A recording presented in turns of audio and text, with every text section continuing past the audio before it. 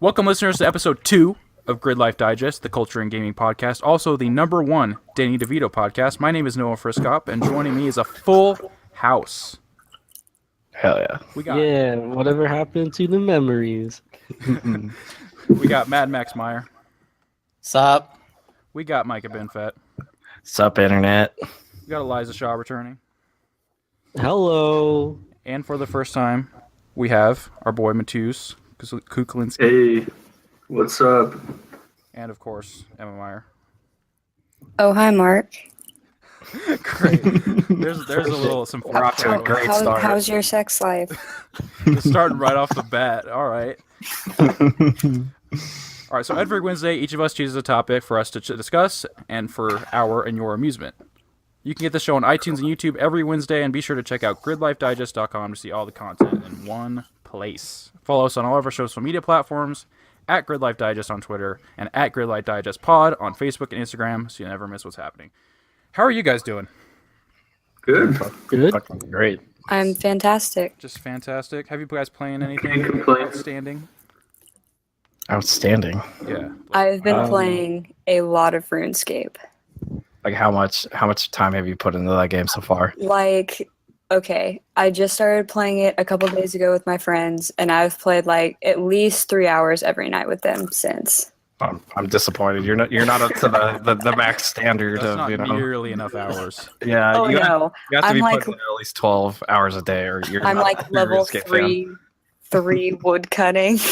I know I'm not high level, but I'm enjoying it. I haven't played the game since elementary school at my grandma's house on her old shitty computer. So I don't know how it's changed since then. I play old school, so it hasn't changed at all. Okay, well, I'm sorry. What does it look like now? I never played it. Never played Is it. it high def? No, it literally looks like the straight on 1996. How many pixels are involved there, you think? Two. How many Two. teams? Not many. Is it like a good 480, 480p? It runs very well. It just looks like a potato. old. I hope Yeah. it runs well. I really hope it runs well. with those visuals. Yeah, that game has to at least run on like a computer from 1997. It would probably run on my netbook if I tried. That's So. the Exactly. benchmark. That would run on like any iPhone, I'm sure. Yeah, RuneScape Mobile, it's coming. Fuck. Is it really? Switch version. It is. Yeah, it is. Yeah, get that on Both old Switch. school Get and- that on Switch. The greatness on the go. I'd play it I play it on Switch. Not I mean, did anyone ask for RuneScape on mobile?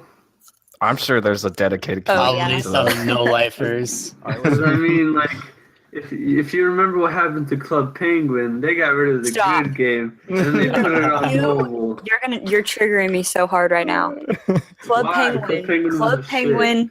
Club Penguin deserves its own show.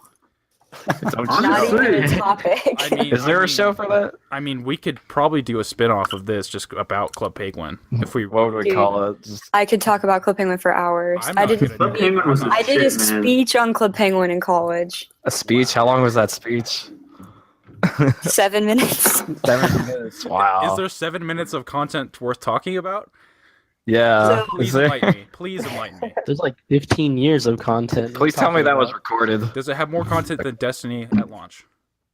It's a standard. So the whole point of the speech was to raise money for a foundation. Well, my foundation was the Saving Club Penguin Fund that I created. So it failed. God. It failed. Garbage fire. Hey, Club Penguin Rewritten is going strong. What is that? It's like a fan-made reboot of it's crazy. You get on it and it's literally like old school Club Penguin from 2007. It's not like a gritty Really? reboot of Club No, Penguin? it's not gritty at all. Okay. It's super legit. What's I'll a have to gritty check this club out. penguin? They're out for blood. Those penguins are Yeah. not messing around. Those snowballs. There's a lot of they throw, they got- there's a lot of X-rated scenes in that. I'm sure. X-rated scenes and they cover rocks and snow. So when you're throwing snowballs at people, those are injuries. The one thing Yeah. that's great about Rewritten is they don't ban you and they don't censor you. Wasn't that a Disney thing? Hmm. So weren't they super? Yeah. I could say hell. Yeah. Disney, right. If you said anything remotely suggestive, they'd bam, ban you. But like Club Penguin Rewritten is so freaking awesome. People are such savages. You can say whatever you want. You can do whatever you want. You don't gotta get banned. It sounds like a Club It's Penguin great. paradise. I don't know how I feel about that. I'll have to look. My only exposure to Club Penguin was from Penguin was from my little sister was playing it, and I looked at it. I was like, I don't really understand the appeal, but I'm glad there's something out there for everybody. So That how was long, like my life in 4th grade. how long was that game running It was for? so Oh good. my god, like 2005 through March of this year, I think. 2017. And they just like killed it. What made them kill it? Well, they shut down the Club Penguin website and then rebooted it on the phone called Club Penguin Island. Worst video game I've ever played in my entire life. It's that bad. Okay? Yeah, I mean, It's I didn't awful. play it, but it looked like trash. Isn't it like riddled with the microtransact? Oh yes. Microtransactions. Like you literally get it and you only have like access to like one room in the entire Mhm. game. And then you have to pay Well, for everything else. And also, when they released it, there were like 2 rooms you could go into. There was like the main little hub island, and then like one Mhm. little like sub room you could go into. It was literally like a 16th of a game, and they like completely shut down Club Penguin and like did that. I'm like, what have y'all been working That's on? depressing. Right? Like they've been hyping it up for so long, and then it was such a oh my god. Sounds like. But yeah, you can't do anything unless you pay for it. It's awful. Mm. Might as well That's a put out a shame. paid version. Rest in at that peace, point. Club Penguin. Yep. It'll Rip. be forever missed. So I've been playing a game called Dying Light. I don't know Never if heard you of it. Oh, guys- Yeah. Little indie game. Little Well, indie game called Dying Light. little I never indie got around darling. to it. Yeah, I never got around to it when it came out, but I'm starting it with a friend, and I'm really enjoying it. It's a lot of fun. I got the quote unquote Game of the Year edition where it has all like the DLC or whatever, and it includes a ninja outfit, so you can literally just run around the city parkouring in a ninja outfit, killing zombies. It's fantastic. That's really all I've been playing. There's a lot of parkour in that game, isn't there? Yeah, a lot of parkour, a lot of I'm pipes. jumping. Although I finally found a gun, so I'm getting up in the world. How much did you pick it up for? It was around $30 for the following enhanced edition or whatever it's called. That has- Say it's worth for that much. Okay. Yeah, absolutely. There's Yeah. a ton of content for that. I always fun. wanted to get it, but I just like didn't want to spend a ton of money. So yeah, that's doable. Yeah, no, there's a ton of content, lots of quests, especially with the expansion pack. It's supposed to be huge. Yeah, definitely worth it. A lot of fun. And Max, you were playing a lot of Crash, weren't you? Yeah, I'm almost done with the first game. I've I think 3 more levels and then the final boss battle of the first game. But since that game's so frustrating, it's just like you do a couple levels. Well, I do a couple levels and then I take like a break. And the past couple days, I've just been hanging out with my friend and watching movies instead. Nice. Nice. Yeah, you gotta So- take a break. You gotta take a break from Crash. Yeah. I've been meaning So to ma- get back to it still. So Matisse, you have both the platinums in 1 and 2, right? But yeah, that Yeah, it was really hard. really hard. Yeah. The platinum's hard. You gotta beat all the levels and beat them fast. Beat it real fast. Beat them real fast. Are you Gotta faster than spin Sonic? like a car. That's a real You gotta question. beat Sonic. Up the Sonic mods. You know what I'm saying? Sonic mods. I wish that were a thing. Just like a Sanic, or whatever you say. How you ever the say it? Sanic. Yeah. Just all fucked- Sanic and the Spooder Man. Yeah, it's all like fucked up running around. You're like, just like glitching through. Just crash on mushrooms. Yeah, no, I respect you very much for that. I don't know if I could ever platinum those games. I'm having trouble even finishing it. Exactly. Respect. I can't even get past the road to nowhere. That's so hard. Oh, you guys are talking about Crash? Yeah, I was asking you Yeah. about your platinums. How'd that go? Oh, well, pretty good. Got the platinum in Crash 1 and 2, and right now I'm working on 3, so, You're a crazy person. Let's just Yeah, so how are good. you doing that? I mean, well, the first game is the hardest one, so if you can get through that one, the other 2 shouldn't be, like, that difficult. So how long did it take you for Um, both of them? Like how many For hours the- per each game? Damn, man, that's a tough question. The first game took me the longest because one, it was really hard, so I died a lot, Mhm. and the time trials were really hard. So some of those took me like 2 hours, 4 hours to beat like certain levels, like the road to nowhere levels. Uh-huh. How long did that Like take you? if it wasn't for like the time trial trophies, then it wouldn't be that bad. But like honestly, if you just keep trying, like you will memorize what's gonna appear next, and then like eventually you get it. But Yeah, because all that game it's not for everyone. it's all patterns, that game. Because Yeah. Mhm. yeah, patterns and perseverance is how you get through that game. It's tough at first. Knowing if but, you have to do a long jump or a short jump. Oh yeah. Yeah, but you know, I never played Crash that much when I was younger, so So playing the remasters, you know, really what was good your games. I what like was your what was your first experience of Crash? Did you play it on PS1 or GameCube? honestly, I had like Yeah, there's a Crash GameCube game, wasn't there? Pretty sure there was. probably Twinsanity. I don't remember. One of those games. So yeah. But I mean, I only played if I do remember playing Crash when I was younger, but it wasn't like I played it for like one day maybe over someone's house. So I didn't have like that nostalgia like everyone else did, but I had a friend who played the game, so I picked it up based on his recommendation, and I really liked them. Yep. Good All right, games. so we got a fact check here. We have Crash Bandicoot: The Wrath of Cortex was on GameCube, and also Crash Nitro Kart was on GameCube. Okay. The follow-up to the vastly superior Crash 2. Best kart racer of that generation, as we all know. Yep. What were you playing, Michael? True. Oh, so I was playing the Amazing Spider-Man 2 game Why? on PS4. Well, I got it like a year ago. I had a Walmart gift card, and it was only $20 for the game, and it was like a $50 gift card. So I was like, oh, why not? I'll pick this up. I really like Spider-Man. I played through the first The Amazing Spider-Man game, which came out, in 2012, and that was a fun game. And I heard they changed up the swinging mechanics in part 2, and they have. So you use both the right and left bumpers for swinging with each arm. So, right side, use the right bumper, left, use the left bumper. It's a lot of fun. I just finished that game today, and yeah, it's a lot of fun. At the end, there's this. Oh man, I don't want to spoil it. Oh, But anyways, okay, yeah, no one wants to play this shitty. Nobody. Yeah. Spoilers for Spider-Man 2. Yeah, for that, that indie gem, it's a lot of fun. But yeah, anyways, freaking Kingpin comes in at the end.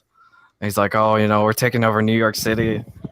And then so you have to go in and fight a bunch of bad guys, go and clear the map pretty much, I guess, for the ultimate ending. So I'm working on that. And the one thing I don't like about that game is just the story pacing, because they put every fucking Spider-Man character ever. You got to do like, it. You can't leave out anybody for the sake of pacing. Exactly. Like, so they have God forbid. Harry Osborn's fucked up Goblin, and then they have Craven in there. They have Kingpin. They have just the ultimate homie in there. They have Carnage in there. Yeah, I think they have the Shocker in there too. Yeah.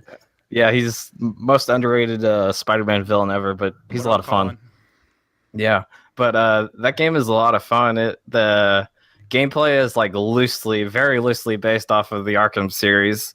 So when you're fighting people, you don't have to time your attacks. Just spam the square button and you're fine. See, with Arkham, the square and triangle, some kind of timing at least. Exactly. In this game, no timing at all. See, you can just. Because of the Spidey sense. Exactly. The Spidey sense, it makes up for everything. You press that triangle button, you can dodge any bullet. Batman whatever. doesn't have Spidey sense. Yep. Batman sucks. That's true. Well, he doesn't. Spidey sense is definitely better than what is it, detective mode or whatever it is he has. Technology, that's not really. Yeah, but power. nothing could beat Spider sense. But yeah, I'm Spooderman. Had to. But anyways, I'm going around and collecting all the comic book pages. Isn't Stanley? Oh, are you going for the platinum?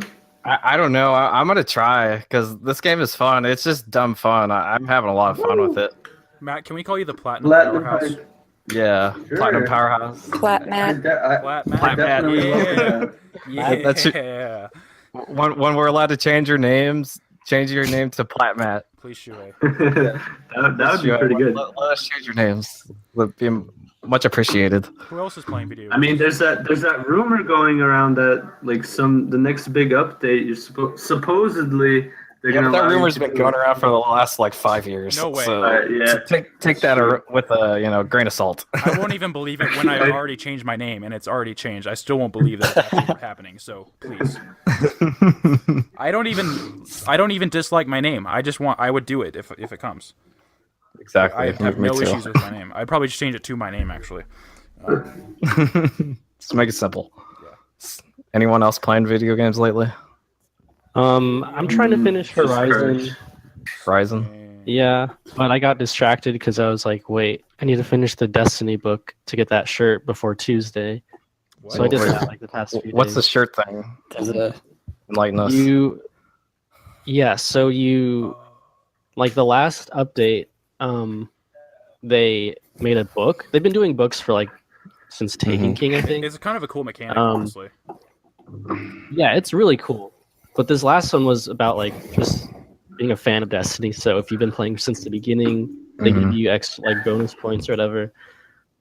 And then you just do all this like kind of grindy stuff in the book to fill it out. And then once you get to like level 7, they give you a code so you can buy this shirt at the Bungie store. They should give it to you. That was like, Oh damn, that's crazy. yeah, They should yeah. just send it to you. Like, honestly, after all that work. Yeah, It's not- if you pre-ordered the game, you should get like every single piece All the of like goodies. merchandise. Or if you like own everything, like if you individually bought all of the stuff, because that was a commitment. Oh yeah. I don't know, It's- you like Bungie like their money. Especially since that game was rough, at launch. At first, At first. It It, got- evened out. it got real good. It got real good. No. I have already made fun of Destiny like 3 times in this episode, but I actually really like it. Yeah, just drink every time Noah makes fun of Destiny. I don't think I will after this because 2's coming out and I can't wait. So Okay. Destiny 2 It's gonna hype. be my life. yeah, I worry about that. I just signed up for classes and I was like, oh, that's Destiny's coming out then. Oh shit. Don't even go to school next semester. Just Yeah. dedicate to Destiny 2. Well, it's too late now. I'm enrolled. So Damn. Oh well. Anything else? Has Emma played anything? RuneScape. Yeah, Oh boy. yeah. Okay. You already talked. Okay. I'm just getting ahead of myself. Can you hear yourself? All right, Yeah. Micah, what's your topic? Okay. So mine is procrastination. So I feel like we're all guilty of that at some point or another, and Oh yeah, definitely. that especially plagued my life in high school. So I'd hold off these big assignments till the last possible second, either the night before or a couple hours before. Yeah, a couple hours before for me. Like literally, I'd wake up early and do the assignment instead of just doing it. Exactly. Wake up at 2 a.m. to get some dumb essay done. But yeah, Idiot. I'd be up till pretty much 2 a.m. My mom would be helping me out with whatever essay I'm working on, and I'd just be sweating and crying over this stupid thing.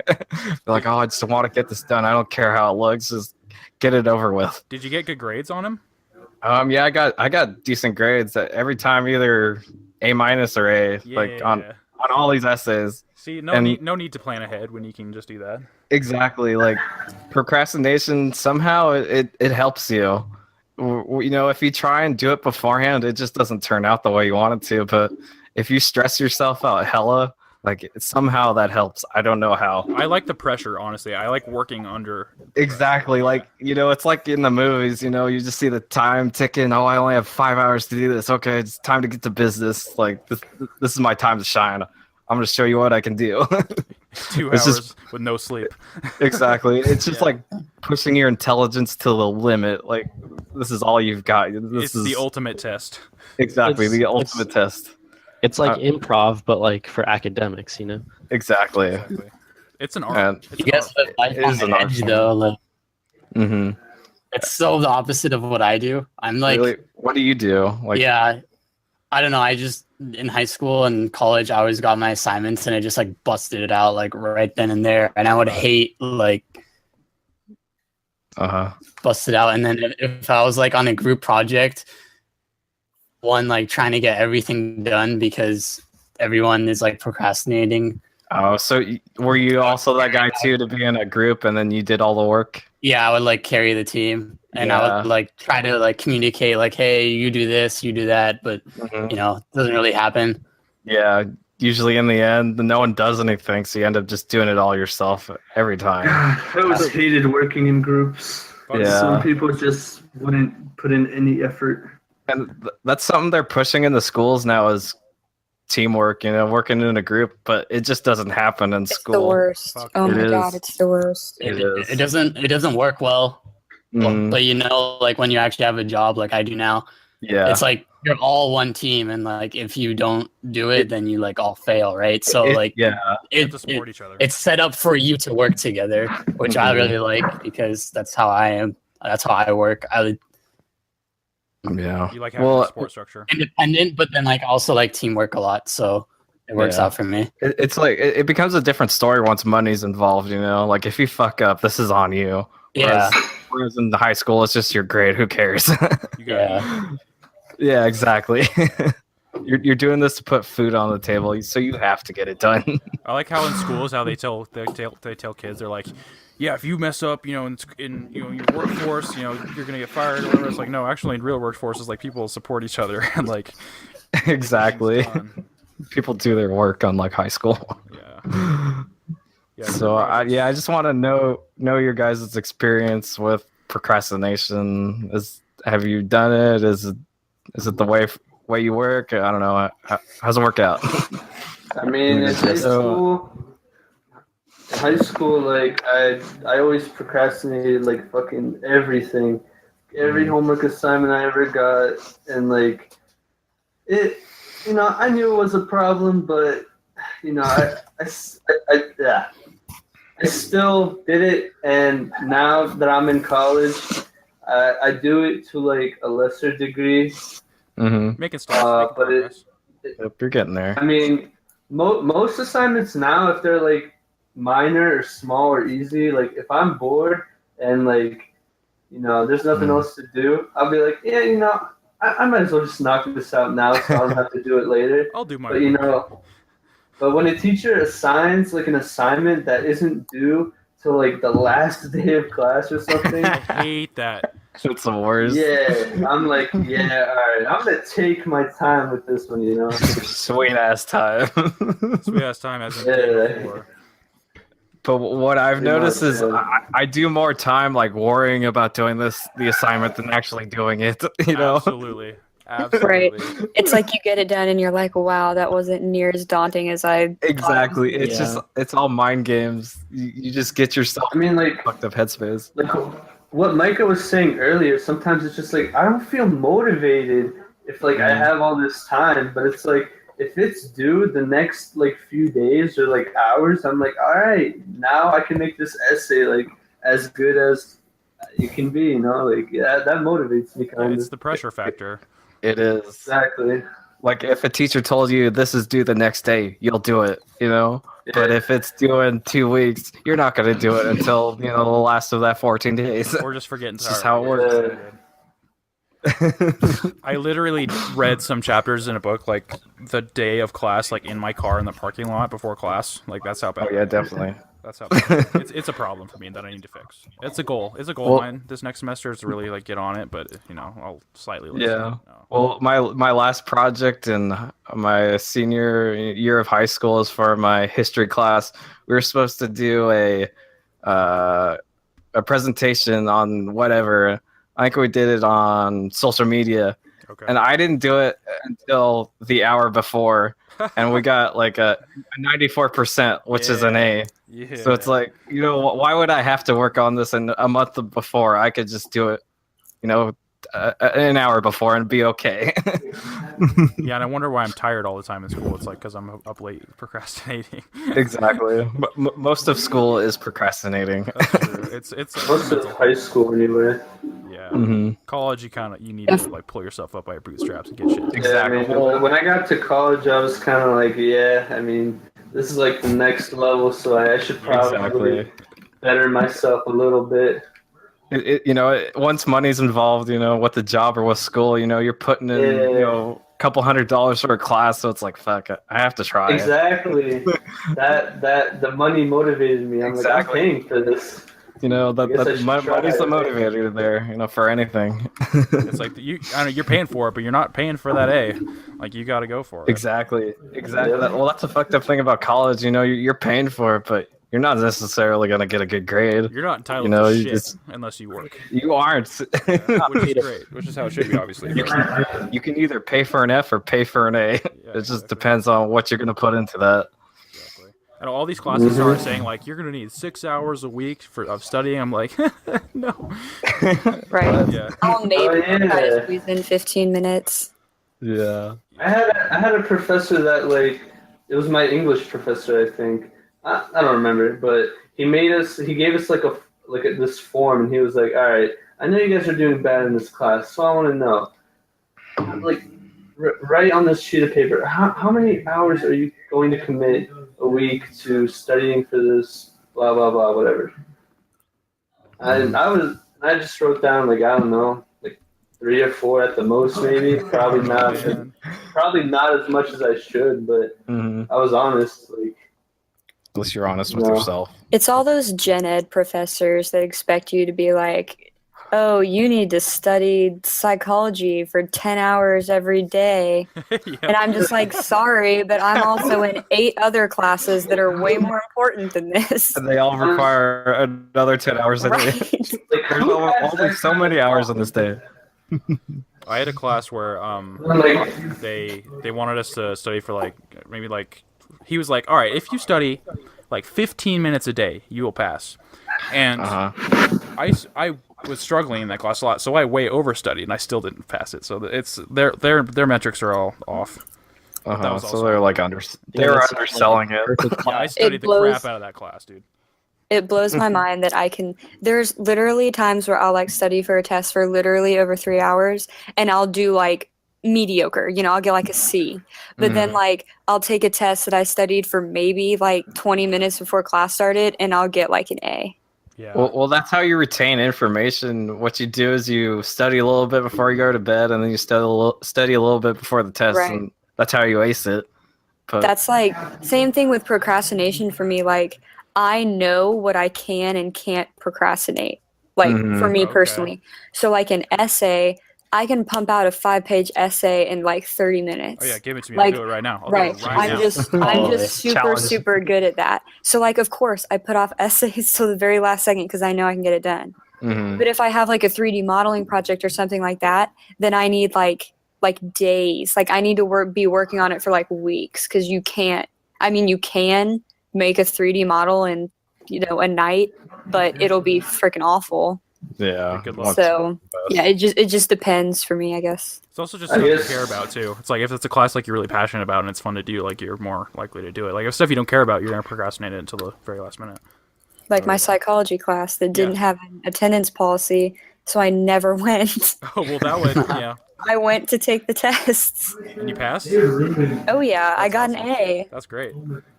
That's all that matters. That's ideal. That's the ideal situation. But never the norm. Yeah. Yeah, it's a so problem. I procrastinate need to talk. so much. You procrastinate? I guess that's what I learned in college. I learned what I can and can't procrastinate on. High school is That's true. Yeah, high school is introducing procrastination, and college is just refining your ability to procrastinate. Exactly. It tells you what you can and can't procrastinate on. Yeah, that's very fun. We're talking about school, but there's also gaming procrastination too. Oh yeah, what's your experience with gaming procrastination? Well, for example, for me, I was playing Kingdom Hearts Chain of Memories, and after because I platinumed Kingdom Hearts 1. And so I beat Kingdom Hearts 2, and then I was just looking through the trophy list, and I'm like, damn, this is gonna take forever, and the trophy list is mad boring. So it's been a few months since then, But at some point, I have to go back and platinum that game. I know what you mean though, because usually I'll save like the collectibles till like the last playthrough.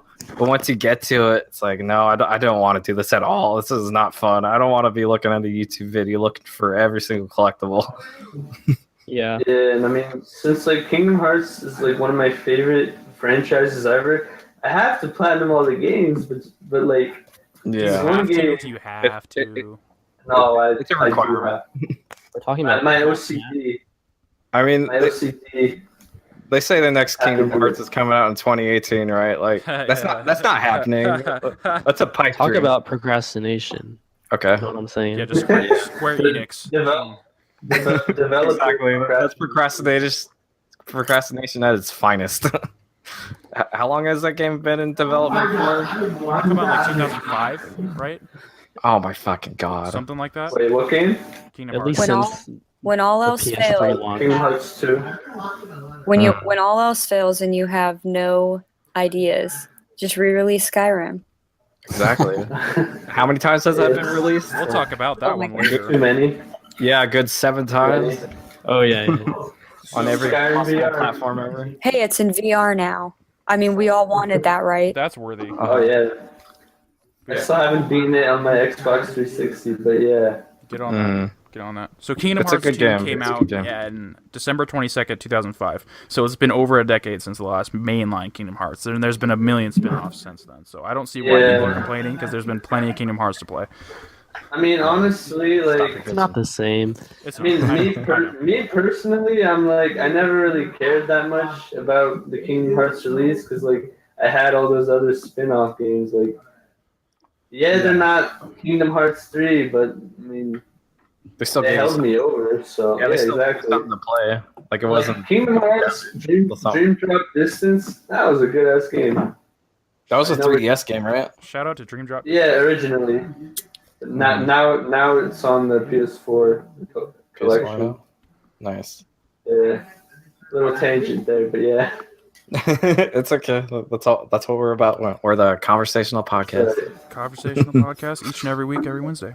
Yeah, Yep. that sounds familiar. Shameless plug on our own podcast. Yeah. Can we how shameless we plug do it. our own podcast? Is that a thing? Yeah. On- Is that yep. illegal? Can we do this? During the podcast, can we do that?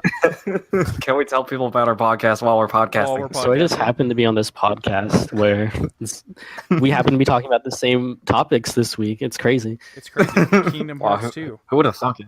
Who would have thought that? Good game. Anything else on procrastination? Anyone want it? It's bad. Don't do it. It's bad. Don't do Well- it. That's the main message here. But I don't know. Do it though. For certain You're gonna do it, situations. but, like, Exactly. Don't do it, but if you're gonna do Most it, get people. good. Just do it in moderation. Anything Right. in moderation is okay. Do it smart. If you're Do it gonna smart. procrastinate Do- smart. Yeah, do it in the right Unless- way. Use it Unless as a you're tool. Max and you do everything as soon as possible. Yeah. Be Max. Strive to be Max. I mean, Max has a good paying Shout job, out- so Shout out to yeah. Max. Yeah, shout out to Max. And his Oh good yeah, job. thank you, Shout thank out.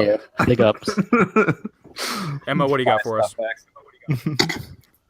All right, so I want to talk about video game trailers, and like I'm sure if guys can come up with at least a couple that like stand out to you. I actually made a list of a couple that stand out to me. You know, whether or not I like them or they're good trailers, these are just ones that kind of stood out to me. So obviously, number one, Dead Island. Like the Dead Island announcement trailer is number one for me. Amazing. And game. then just some other Amazing ones, Trailer shitty game. Shit game. right? It's Just like some other contrast. ones that like stood out to me were like the Halo ODST like live action one. I don't know if you guys have seen that. And the Halo 3 one. No. And the Halo 3 one. Yeah, Yeah. and then The Last of Us 2, obviously. Yeah. Fuck yeah. Yes. It's so good. Fallout 4's for me. I think it's the way they set it up, and I'll get into that later. Chills. Yeah, and I have Star Wars: The Old Republic. That is the number one answer. Right. Just those like crazy cinematic trailers they used to do. And then I put Basement Crawl on here, and I'll get into that a little bit later because it triggers me. Basement but- crawl. Right. Okay. So I realized when I'm looking at this list that I made, all of these trailers I think are really good. And then I realized none of them really have anything to do with the actual game. Yep. It's all the music and all the scenes. Right. I mean, like Dead Island, that game was awful, but the trailer, like, that has to be like the best trailer I've ever seen. Like the one that's like reversed and in slow-mo, you know? There's one cinematic trailer that stands out to me that really, I think, represents how the game feels, and that's Titanfall 2. Like, when I was playing that campaign, that's how I felt, at least how it was portrayed in the trailer. Like, when he, goes through the wall, shoots the guy, jumps, and like, I felt like that trailer looked. And that's really the only one I can think of that really accurately portrayed what it was marketing. I'm not a huge fan of the cinematic trailers, but the Halo ODST one, if you're not familiar with it, it's basically like, it shows like the Marines getting their hair shaved and then like going through training and then dropping in and going through battle and everything. And they're playing like, super sappy freaking like bagpipe music. But it's just like, it's a good trailer. You watch it and you're just like, dang, like the acting is actually good in it. That's the thing about cinematic trailers is the acting is usually awful. But the acting wasn't that bad. Yeah, just Halo marketing in general. Even the ones before 5 were good, but that game, we all know how that turned out. Yeah. And like with Dead Island and Halo, I mean, the trailers are like their own contained story, but in the universe, I guess. Yeah, and I like that. With the kids. Right. Looking up in the stars or whatever. And the Halo 2 trailer, like, come on. That was like the most hyped. Yeah. Yeah. I mean, it's then it's a lot Fallout. older. Oh yeah, but still, going back and watching like old school game trailers is like it's an art. It is an art. Absolutely. I put Fallout 4 on here because of I think the way that they announced that trailer was even better than the trailer. If that makes any sense, because so meta. They like randomly put out that countdown, and then everyone lost their mind, and they're like, "Oh man, Bethesda has like this countdown." And I remember just like sitting at my computer and watching the countdown, and then just like the screen goes black, and then that music starts playing, and then you're just like, "Shit," God, I remember waking up that morning, like, when it had come out, and just like, man, the feeling of anticipation, like, before I'd even seen the trailer, just clicking on the trailer to watch it, I was so excited. I don't think anything. Yeah, and then, I mean, The Last of Us 2, obviously, like, that The Last of Us is an amazing game, and I think they hit the nail right on the head with the Last of Us 2 trailer, because they didn't necessarily show anything, but they showed enough. Enough. We're constantly asking questions after that PSX. Right. Yeah. It's like what's happening, or like, you're just tell so many questions. That trailer really shut me up. Because I was thinking, I was an advocate for, if you're going to do Last of Us 2, don't do Joel and Ellie. That story is really good, self-contained. The second that Joel opened his mouth, I was like, nope. I mean, even Ellie singing stuff, but like when Joel was, what's going on or whatever. Man, I was. Yeah, Max, you should tell us your story, Max. Yeah, so I was just watching PSX, and then they were like, one more announcement. I was like, okay, sure, let's see what this is. And then like, I heard the music, and I was like, no way, this can't be it, right? Because like, it's my favorite game of all time. So it's the same composer of the music. So like, I heard the influence in it, and I was like, no way. And then the second the Firefly logo popped up on the screen, I just lost my shit. That's a magic goosebumps everywhere. And then it went black, and they had like Naughty Dog, and I was like, no way, they're actually gonna show something. Like I thought it was just gonna be like a small little tease, It was. But then they actually had something, and then you're like, who's this playing the guitar? And then the second, you hear Ellie's voice, it's just like, oh my god. Just half-mast immediately. Yeah. Then you tell us you texted your mom and your sister. Yeah, I was Hello. after the trailer ended, I was home alone and I was just super excited. So I was like jumping around, like yelling throughout the house. And I was texting my family group chat, and I didn't make any sense because my hands were shaking, so I didn't hit like any letter that made sense, like in a sentence. They were like, "What's going on?" And I finally okay? calmed myself down, and I was like, "Last of Us 2 is happening. I don't know when, probably 2019 or 2020, but it's happening." It's happening. So Last of Us 2 is happening. did your family like know about The Last of Us? Had you talked about it a lot? Oh yeah, I amongst talk about them? it all the time. I'm sure they're sick of hearing about it. Yeah, exactly. They're like, fucking nerd, move out. They're like this guy. What's so good about the story? And I'm like, you just have to watch it. Not related to him. So the last one I have on my list is Basement Crawl. And Basement Crawl is my example of what a video game trailer should never be. Oh yeah. And that is when I first got my PS4, okay, I'm a huge like horror junkie. I freaking love horror games, horror movies, everything. Yeah. Mhm. Yeah, Max, okay. So I was just like, going through the store. There weren't that many games out on PS4 yet.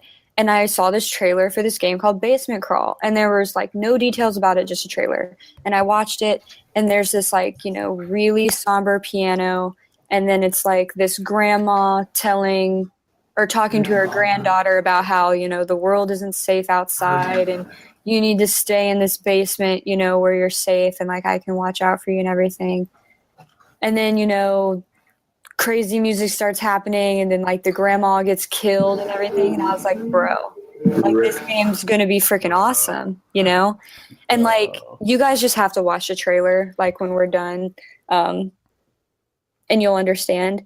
But then they came out and they told us what Basement Crawl was. And it was a mother effing Bomberman. What? Bomberman clones. Bomberman. I'm watching the Like, trailer right now, and I I never would know. have guessed that. I never would have guessed Exactly. Like it hyped me up so much. I was like, we're going to get a freaking horror survival game. It's going to be amazing. And then it ends up being a Bomberman. Like, Sounds so I get disappointing. the trailer's not like the game, like Dead Island and stuff like that. But no, this is like completely not what you do. Because there were I cannot be the only one that saw the trailer and was like, wow, this game might be cool. And then find out it was a Bomberman. And then, of course, I was like, yeah, never. Like, never in my life will I ever buy a Bomberman game. So What are you doing as trailers Bomberman? like, so you're saying like they're really misleading sometimes? Yeah. I mean, I think a trailer shouldn't. It's like this way for movies. I hate when movies show in their trailers parts of the movies. They pretty much spoil every part of the Right. every Like- good part of the movie If nowadays. you watch a horror movie trailer, they give away every single jump scare in the entire movie because for now, some reason the trend is, oh, well, we're just going to put out freaking 5 trailers for our movie. Like the It reboot just got another trailer. It's like the 4th one. I'm like, that movie comes out like next month. Why are you still putting out trailers for it? The idea is spoiling They want to more. build hype. Yeah, the idea is that not everyone sees every trailer, so they're targeting different audiences. But for people, maybe like us that like to consume this kind of content, they we see them all and we get spoiled. But I believe that's the rationale between putting out so many. I try to stay away from trailers, movies specifically. Like I just don't watch movie trailers. But like with games, I don't necessarily need to watch the trailer because I'm not the kind of person that's gonna like make my decision on whether I buy a game or not based on the freaking trailer. Yeah. So like I'll Yeah, 'cause watch it's the trailer. Because it is a But- video game. It's a Right. I playing mean, something. great games. There are plenty of great games that have awful trailers. And there's plenty of awful games that have great trailers. Like So Yep, like that. Yeah, I stay away from movie trailers, like hardcore. I hate them so much. So video game trailers, I don't like. I kind of stay away from, not to the same extent because even like cinematic trailers, they don't really give Yeah, away anything. they aren't spoiling gameplay or anything Yeah, they're not usually. Premise. Yeah, they So give I the think- basic gist. Yeah, video game trailers definitely have like the upper hand over movies in that case. Yeah. But yeah, I don't have cable, so I don't watch commercials a lot in general. So I don't get a lot of trailers unless I'm really looking it out. Mhm. Or, you know what I mean? Well, that's like a blessing in disguise, though. Yeah. But okay. Memorable game trailers. Let me hit you with a list. I'm ready for your list. So in no specific order, I got Wolfenstein 2 because holy shit was that Yeah, trailer. Yes. I can get behind that. That's really good. That was Amazing. a great one, dude. Mm-hmm. Very funny, very like the setting. I didn't play Wolfenstein the New Order. Get on Yeah. I mean it's probably like $10 or something, but Pay I should whatever do that. whatever that the price is, pay it. It's worth it. I promise. Yeah. But like the setting of this game with like Nazis in power in America, like KKK just running around, freely, dude. That's my type of game Yeah. where you're killing racists. Oh, you're a KKK advocate? No. said Like he hates they're yeah. KKK enthusiast. I mean, Hey, you're man, there's playing as nothing someone who's wrong gonna with kill that. them. There's Hey. plenty wrong with that. Everything A wrong little with bit, that. Yeah, there's nothing good about that at all. I really didn't think what I was saying when I said Okay, that. yeah. That's fair. No more talking about KKK, please. What's All the next right. one? Next one is 100-foot robot golf. I don't know if I'll you've allow seen it. the trailer Sounds for this. amazing. I'll allow it.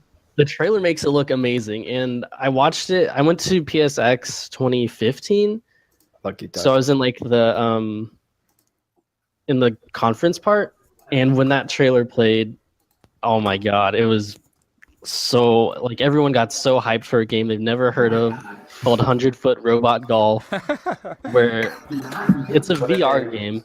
Never You heard of just it. like knock Sounds down dope. buildings while playing golf, and you can also like punch each other.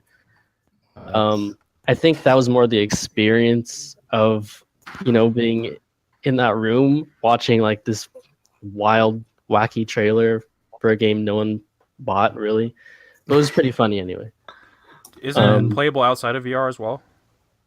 I'm pretty sure. It might be, but you got to play it in VR. Let's get the fact If checker I on that. mean, The way to you play probably it. shouldn't play it Otherwise. period, but yeah. Yeah. So is it a bad game? Like, what's wrong with it? Have you it's not a great golf sim or anything.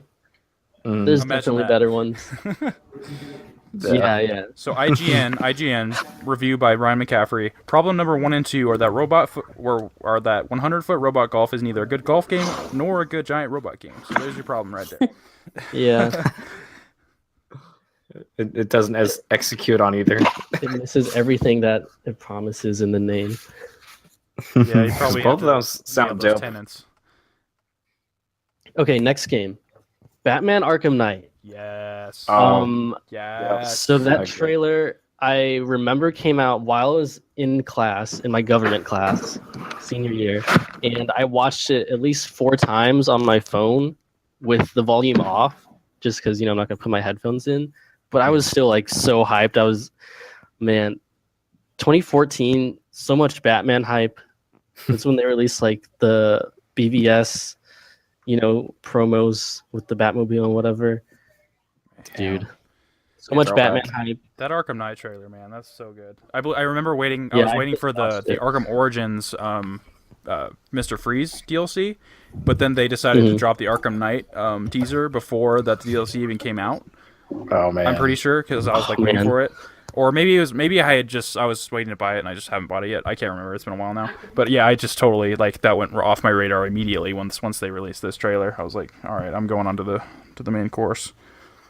It's really a work of art. Like I suggest everyone rewatch it Yeah, go as watch soon it. as they can. It's fantastic.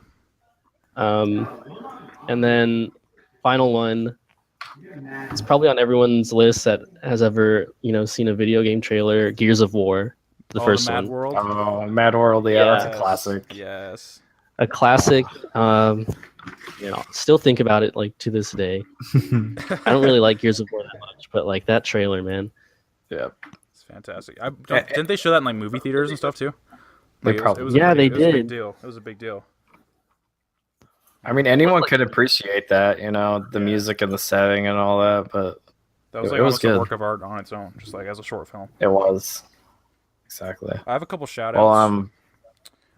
what's your shout outs? So Let's hear 'em. every single trailer that was made for Metal Gear Solid 5 was a work of art of editing and just composition. Oh man, the yeah. first the 10-minute long gameplay / trailer that they released, I probably watched that at least 25 times. Just throughout, just like until the game came out, because it was just the coolest thing ever. Just the music and just like the whole aesthetic, like how he like gets on the horse and you can like you look through binoculars and you see like, oh, you can go anywhere. And then what was the other one I was thinking of? And then the Old Republic ones, like you mentioned earlier, they're better than some of the Star Wars movies. Yeah, they're great. They tell 1 to 3. tell their own concise stories in and of themselves that are better than the prequels. What was the other Yeah. one I was thinking of? I was thinking of one more. I'll have to come back to it. Any other standouts from you guys? For me, like a couple trailers I was really hyped about was the Mass Effect 2 trailers. Oh, dude, yes. I bought that game solely based off the music in those trailers. 2 Steps from Hell, like those are just freaking goosebump raising trailers for me. It's like I have to fucking play this game just because of these trailers. It was just so dope. And once I actually played the game, I was like, oh, it's all right. I mean, Well, don't 10 out of hate 10. on me. 10 Like out of 10. You're crazy. I know. 10%. It's just I hadn't played the previous one, and like I didn't know what was going on. Yeah, that's understandable. Like that was a stupid decision on my part. Like I should have gone and played the first one. But yeah, that was definitely one of the goosebump raising trailers for me. So And then I remember the other one I was talking about. I'll let you get back to it in a second. But the ones for Assassin's Creed Brotherhood and Revelations. I had never played Assassin's Creed before, but I saw the Revelations trailer, and then I immediately that one was so cool. Mhm. Just really well Yeah, done. Brotherhood and Revelation were really good trailers. Yeah, I really like those trailers.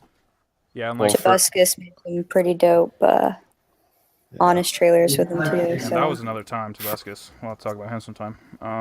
Oh yeah, Yeah, he's anything like else? the king of trailers. Well, I was just gonna mention. You guys are talking about Assassin's Creed, and I was gonna mention Assassin's Creed 3.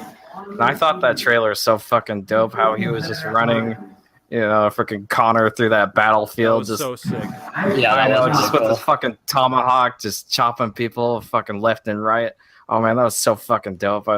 And like I really loved that game. I know a lot of people hate on it, but I did not. I had a good time. Assassin's Creed 3 was probably like one of my favorite Assassin's Creed games. I Oh, yeah. honestly have It's no idea why people don't like that game. It's easily my least favorite of that series, honestly, even including the first one. I just not like anything about it except for the setting. you don't like the first one? No, I like the first one. I'm saying like it doesn't hold up Oh, as well. okay. It doesn't hold up as well, like compared to even First one like was two. alright. Like two is fantastic, obviously, but you go back and play it now, it's a little iffy in some Oh, areas yeah. gameplay wise. I mean, Black Flag is probably the best gameplay wise. Even though Syndicate and Unity played well when they weren't clipping through the floor. When there weren't floating eyeballs. The floating eyeballs and teeth, nightmare fuel. Yep.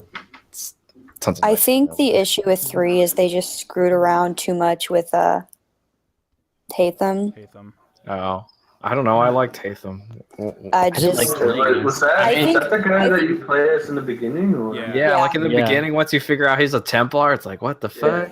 Bro, Yeah, that that was a cool that was twist. such a cool plot twist, though. Yeah, it was. Yeah. It was one of the coolest ones ever. I was annoyed with him while I was in the moment playing as him. But going back and looking back, I would rather have had a game just with him because he was way better than Connor. Like way more interesting than Connor. Yeah, I guess you're right. Yeah. Yeah, I hated Connor as an assassin, especially after having Ezio for 3 games, Yeah. where like you were so invested in Ezio, and then he dies, and then you just play like this random guy Spoiler who, alert. like, I don't know, he's just like so annoying as an assassin. Like, I don't like his character at all. That's why I didn't like that game. Well, it was such a cool premise too. Like you said, like in the trailer, like he looked like such a badass. He's like this half Native American assassin with wearing this like this sweet outfit, killing redcoats. It was like, this is gonna be awesome. And then just this whole story was just paced so terribly.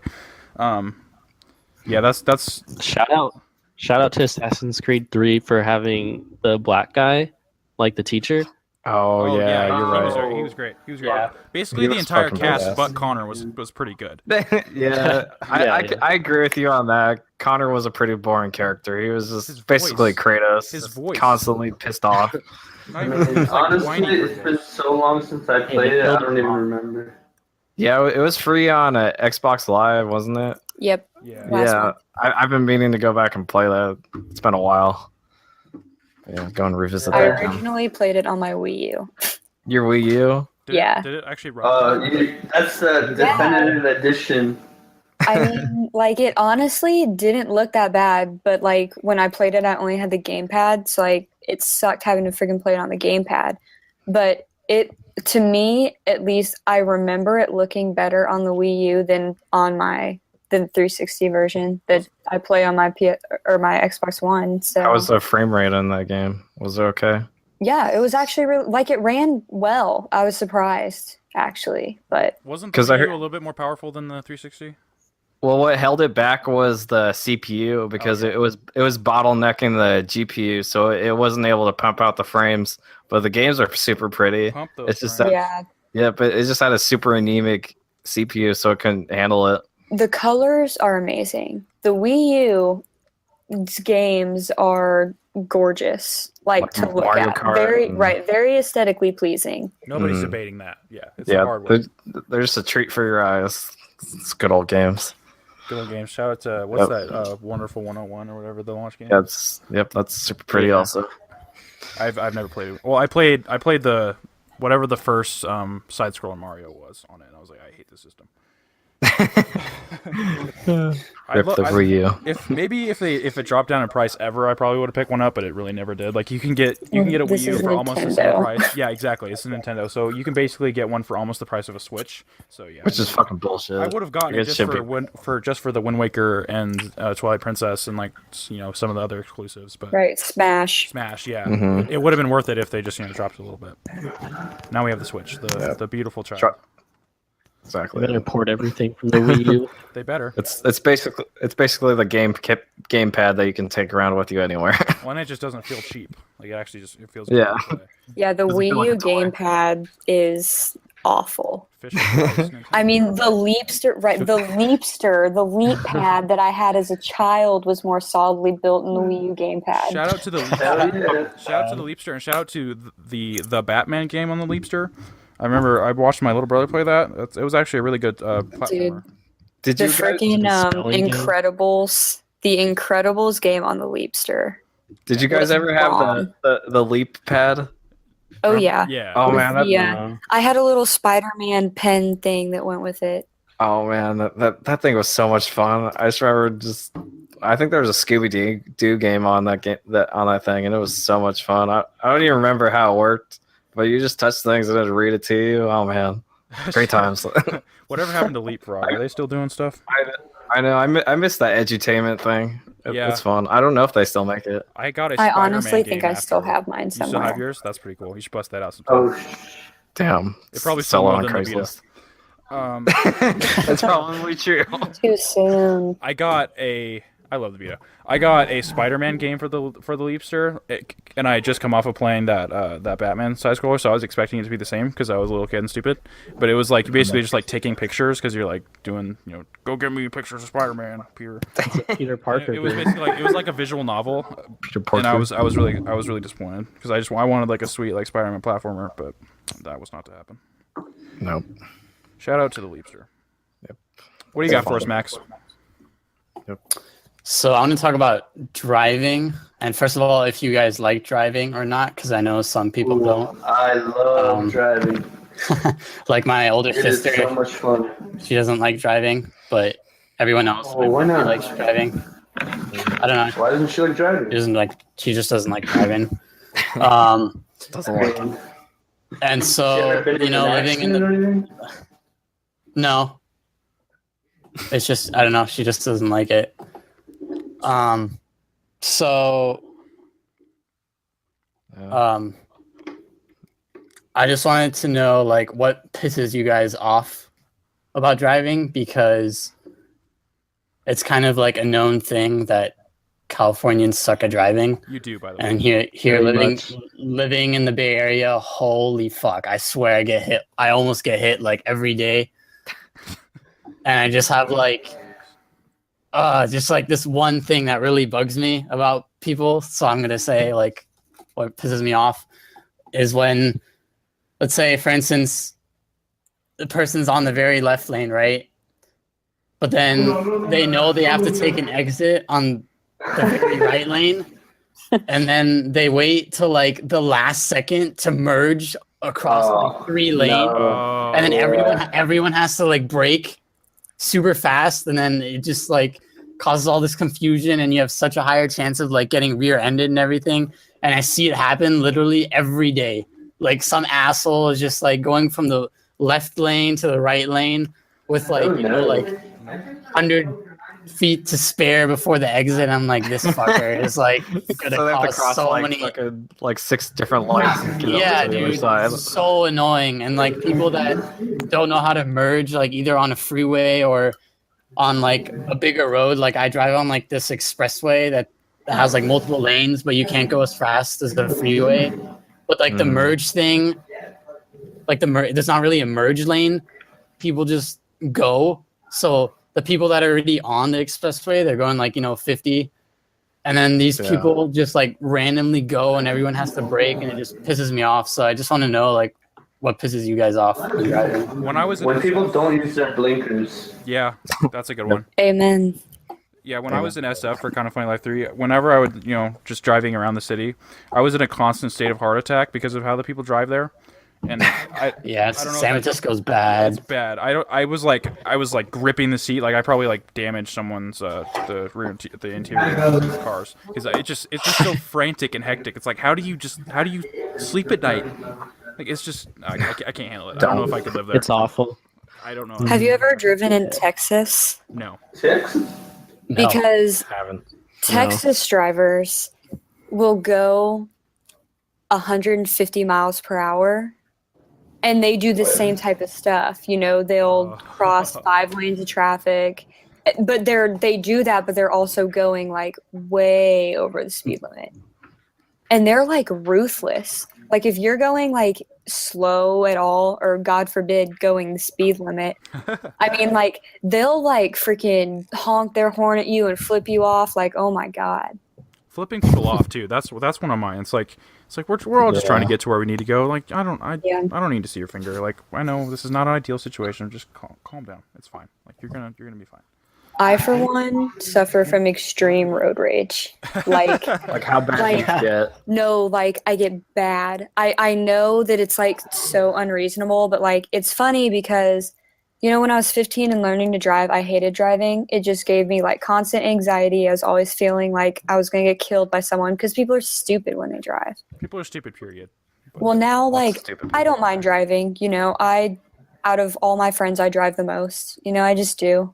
But I cannot stand people. Like if somebody's driving too slow, it makes me mad. If somebody's driving too fast, it makes me mad. If somebody's riding the fast lane when I'm trying to get somewhere, it makes me mad. Everything in general about cars makes you mad. No, for real. Like, but I think what pisses me the most off about driving is when there's like traffic or like a lane's closed. So like everybody's in the lane backed up, you know, waiting. And then you get the assholes that drive up the lane that's open and then try to force their way in. That's it. That's my number one. Yeah. Not fun. Yep. And I'm just like, and I get so mad at the people that are waiting in line. I'm like, why are you letting them in? Like you should be bumper defender. Like do not let them in no matter what. You shall not pass. You shall not. Yep. That's just me, though. If That's- somebody's being stupid, I'm like, I'm going to make driving a living hell for you. I'm not going to let you over. I'm not going to let you do anything you want to do. So you consider yourself an aggressive driver then? Oh, yeah. You're out for I blood mean- when you're driving?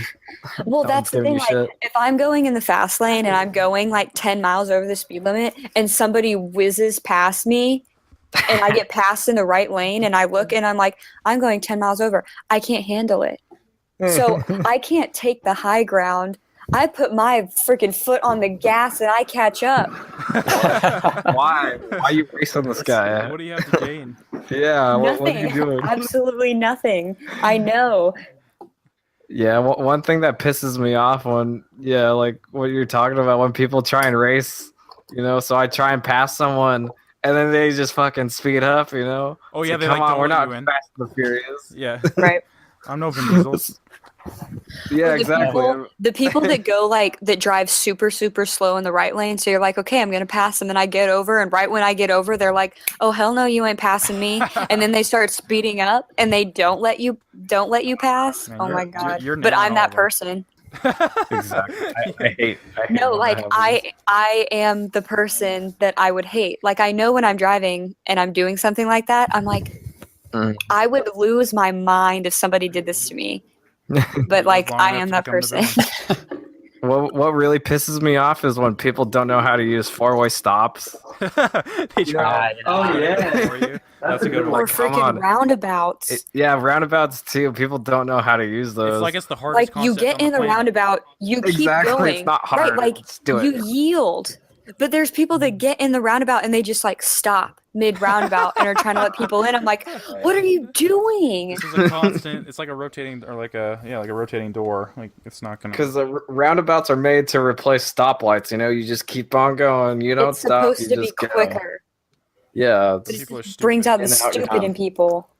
I have kind of a unique situation in that I drive a Ford Crown Victoria.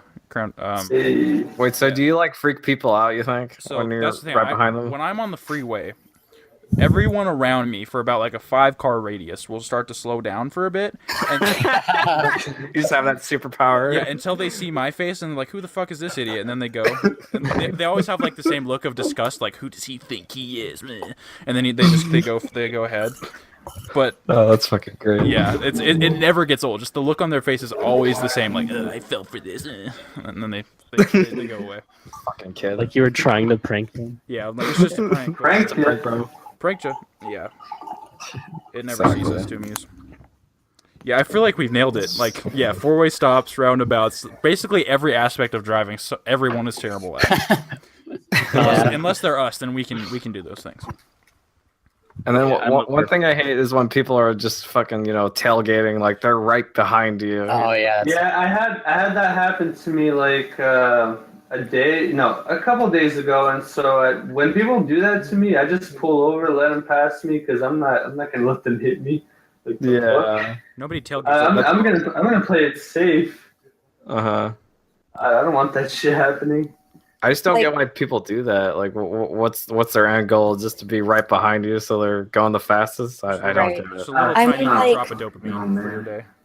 Mhm. I find myself not like hardcore tailgating, but like getting close. If I'm like in the fast lane and I'm going, and like there's somebody that's going insanely slow in the fast Oh lane, yeah. and they can obviously That get asshole over, deserves it. like they're just riding the fast lane just to ride the fast lane, then I will be like, you know what? Like I'm gonna make you get the picture. But of course, it never works. So I end up just flying They don't past get them the in the right lane anyway. Mhm. People are stupid. And I'm like, well, I hope now you realize that you're just pissing everybody off on the road. I hope you understand. Yeah, it's like the error of your one- ways. That's like one big difference between America and in Germany, the driving. In Germany, if you're passing someone, you have to be on a left lane.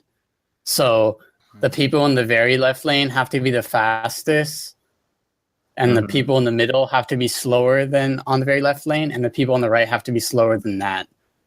So like you always have, if you're passing someone, you always have to be on the left side. So they have That's how like it's better. supposed like, to be in America. Right. I was but- going to say, like, that's like what it's supposed to be, but Yeah. it never is. That's like, But that's it's like line 69 on the forced social there, it's contract. Like, if go on the left side. Yeah. Fast, yeah. Nobody seems They to read they the have fine print. better driving etiquette over there, then, right? Like, Yeah, they have like, you don't just get your license. You here you pay like I don't know how much you pay. It's probably different per state as well, yeah, it's but not much. there it's like you pay like thousands of euros and you do like night driving and on the freeway and stuff because the freeway there you can some Mhm. parts of it there's no speed limit. Wow, That sounds So great. yeah, it's like that sounds real great. more like The intense. Autobahn. Yeah, I want to go on the I lo- Autobahn.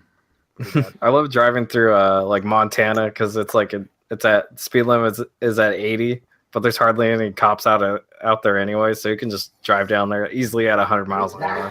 It's so great. They have all kinds of Oklahoma, bike there. Oklahoma City is the worst. Like Oklahoma City is like almost all highways, and like the speed limit is like 55. Oh my god! Right, and there'll be That's like too slow. nobody on the road, and I'll be like, "Come on, we can easily go at least 70." I mean, At 55. least. Well, I heard you're like legally you can go like 5 over the speed limit without getting pulled over, right? Always. That's like like 5 over is like no big deal. I But mean, once you start like getting over that, then Mm. I had a friend that told me that he got pulled over for speeding, and then the cop told him like, "Hey man, you were going almost 5 over." So I mean, I don't know. I guess it really depends, but most cops probably wouldn't pull you over for going Yeah. 5 over. it depends on the cop. Like Yeah. technically, if you're going 5 over, you're still going Yeah. over the speed limit. But like, it's almost like universally accepted. Like Yeah, 5 Yeah, it's over like a is common like fine. courtesy. Well, like at that point, you're at the cop's courtesy. Like it's up to him usually at that point. It's up to his discretion. Yeah, They could technically pull you over for doing 1 over. I mean, exactly. But it doesn't mean he's necessarily going to go through all that trouble for you going 1 mile Oh, per no. hour over the speed limit. Like, right, that's the main thing. I got pulled over for 11 over, so that was totally my fault. But okay, yeah. he's like, "Do you know how fast you're going?" I'm like, "Oh, I'm never gonna speed on here again." No, I didn't tell no. him. At that point, Noah, what you should have said is like, "Bro, I'm an undercover cop. You see this Crown Vic?" Okay, look at me. Nobody is gonna believe that. Like, I wish. I'm sure you could get another ticket tacked on top of the one you're. Yeah, exactly. It's like just because you gave me shit, you're gonna pay another $90. Exactly. See, I learned real quick not to speed on the street by my house because the police department around here is ruthless. They have literally nothing else to do, so they will wait on all the back roads and just like ninja cop their way. Well, that's the thing about the roads near you. You're so comfortable with them, you'll just speed through them like nothing. Exactly. I So didn't you even don't give a realize fuck it. at that I didn't point. even Yeah. realize I was going 11 over. Because you're so used to it. It's just this is the way to get home, so I'm gonna go home as fast as I can. Yeah. Anything Every else time. on driving? I feel like we pretty much covered it. Yeah, we hit all the bullet Yeah. points, I'm sure. And so, just with how we've been transitioning here, I feel like this is a good time to go on to Matt's topic, which is cops. Yeah, Exactly. I was just wondering about that. Yeah, because we started talking about cops a little bit. It only seemed natural. Yes. Mm-hmm. I'm sorry. It only seemed natural. Yeah, you said it only seems natural. Just that natural. Yeah. So for those that don't know, I'm studying criminal justice. I want to become a police officer, so I think this topic could be interesting. Basically, I want to know, like, we could talk about cops in general, like funny cop stories, like what you hate about police or whatever, what you like about cops, Mm-hmm. and I feel like I should go last. see where the conversation Last. Wow. That's so fucked up. For me, what I hate the most about police officers, which I guess what I hate is like when they disregard the law, like more often than not, I'll see cops like they're driving and they're on their phones. But like if they saw you doing that, then you would probably get pulled over and get like a ticket maybe or something like that. Yeah, absolutely. So And the Right, fact so- that they're cops, that really doesn't matter to me, because just because you enforce the laws, that means that you're allowed to break them. Like, that doesn't make sense to me, you know. Yeah, so they're allowed to do that, or are they not allowed to break the rules? Like, how does that work? Do they have the same rules as us? They're held by a higher standard, if anything. Yeah, Uh-huh. that's the thing. Like, I'll tell you guys a little story. Like Story a time. couple, 2 or 3 weeks ago, I was driving through Trenton, which is Mhm. never a good idea, really. Especially, No it was context for like that. it was like 2 or 3 in the morning. Oh shit. And I was with my friend. I think we were going to Walmart or something. I don't know, but there was a red light and there was a cop. There was a Trenton police officer right in front of us, and so we're at this red light, and he stopped. I stopped, and you know, the light just turned red, but like a couple seconds passed, and the cop he was just like, hey, you know, I feel like going through, so he just like, you know, totally like just past the red light. I'm like, yo, like, what are you doing, man? Mhm. Like, if that was me that did that, you would have pulled me over definitely. You know, so it's just like I don't think it's fair that you can do that just because you're a police officer. You know. Yeah, they're not supposed to. Absolutely. And for context, you're in New Jersey, right? Yeah. Okay. Yeah. New Jersey. Just to Trenton. give Noisy. some geographic context. Mm-hmm. But I'm like the most pro police person. I like my friends would say that I'm the most pro police person ever because You I want to be become a police officer. Yeah, so Hell yeah. that's just some more context for you. Yeah, and I always see that you post a lot of like stuff on Facebook from police departments and stories that happen, and that I really Yeah. have paid attention to otherwise. But the fact that you share them, I kind of see like a different side because a lot of the media really tries to portray cops in a negative light, and I think that's a problem. We need to see It the whole is. Yeah, spectrum. definitely. Yeah, like the bad apples need to be called out accordingly, but Mhm. we can't all Mhm. fixate on just those bad experiences. Like there are hundreds and hundreds of stories that happen every day of Yeah. good, of ways where they do good, like just in general. And I feel like Well, that's severely overlooked. like the negative always sticks out over the positive. Absolutely. You know, like when Yeah, people say for something sure. negative, they may have said like 100 nice things before them, but that one negative thing will just fucking stick to you. So Yeah. that's why everything is negative on the news because that's what people have to pay attention to. They don't pay attention to the nice things. No one Especially wants because like their job is to, you know, serve and protect. So it's like not something out of Mhm. the ordinary to Yeah. like you don't have a reason to, you know, portray cops in a good way because like that's kind of like That's just the what, norm. yeah, it's like what they do as a job. So you don't have like the media doesn't have a reason to be like, oh, this is what they do every day. But then like that one negative thing, then it blows up. Yeah. Yeah, maybe not necessarily every day, but there are, the stories. I mean, you can go find them if you look, but just Yeah. Mhm. The only ones we hear about are the negative ones, of course. mainly, and that. What makes me like the most mad is when these cops get like slammed, like all these instances where like someone's gotten killed. And then Mhm. it's all because like, oh, well, these cops should have done something different. And I'm like, put yourself in the heat of the moment. Like you have these like people like, dare I say, like Trayvon Martin or something like that, okay? Mm-hmm. Who like these kids were criminals, like these cops have families, these cops are people, they're gonna protect themselves, they're gonna protect their fellow police officers. And these people are threatening them, trying to take their gun. I mean, what are you going to do? Like, Exactly.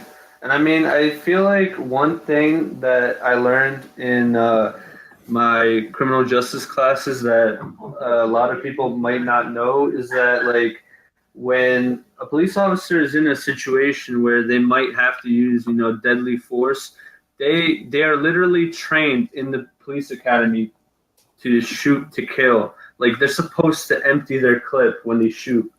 That's how they're trained. So That makes like, a lot of sense now. Yeah, people are always like, well, they could have just shot him in the foot, Exactly. Like, no, that's not the reality of the situation. Like, You don't do that in war. If you want to blame anything, blame the training, Yeah. Yeah, if anyone who says that hasn't fired a handgun, because they are not that reliable. It's just Yeah, like, and just Yeah. how are you supposed to shoot someone in the foot? You be know, like really, I especially don't know, it's moving in like a just- frantic, violent situation. Like it's never gonna work. exactly like Center you're mass. going off of you're going off of instinct at that point. Like Well, and for me too, it's like if you're so stupid to get yourself put in a situation where a cop has to shoot at you, like that's your Yeah. own fault. it's your own damn fault. And of course, there are accidents that I happen. mean, Oh yeah, 100%. Yeah. There's there's going to be, but Fake weapons get mischaracterized, and pets get Right. shot, and all this shit. But that's just Oh, that's yeah. the unfortunate reality. Can't really. I mean, accidents will always happen. As sad as that is. hmm So but yeah, it just sucks because there are corrupted police officers, just like there's corrupted people in every single Every single thing facet. in life. Right. I mean, and unfortunately they get the spotlight and people just like blame them. It's like, oh, kind of the same thing like, every black person is a criminal. It's kind of the same Yeah. thing like every cop is corrupt and just wants to kill everyone. Yeah, generalization is a serious, serious problem. Like you cannot paint with broad strokes with people. Like, that's crazy. So I mean, I have a sorry. very different take. I don't know if I should go yet. go for Anyone it. have anything else to Yeah, say? go. We want to hear. Okay. I mean, Trayvon Martin was brought up. First off, he wasn't even killed by like an actual cop. Okay. So, anyway, Sitting there. Clarification. yeah. And the whole like cops get painted in a negative light in the media. Like, like you guys kind of hit it. Like, yeah, it's their job to be doing like good things. So it's not like every day we're praising every single Mhm. cop because Every cat they save. yeah, like we can't give everyone like some like praise for doing their daily stuff, but Yeah. when they Paid to do it. That's a when praise. they murder someone, that kind of makes the news because if anyone gets murdered, it'll be on the news. Yeah, Before you And say the whole- anything else, can I like ask a question? yeah. Okay, Trayvon Martin was the one that got killed by like the Mexican guy, right? George Zimmerman. Yeah, Okay, yeah. I mean, He wasn't a cop, right? no. Okay, He yeah, was, like, he's not the one I was security. thinking of the story where like the officer's name was Darren or something like that. Okay, yeah. Yeah, was that's what I was Mike thinking Brown. of. Yeah, Mike Brown, that's his name. All right. Anyway, continue. Yeah, and it's sometimes things happen where stories can't be told from both sides because there's only one side after the what happens. And I feel like so many people don't trust police because that's the case. Like we don't get to hear multiple sides of these stories like from like good sources, because the victim's dead. So Yeah. the whole like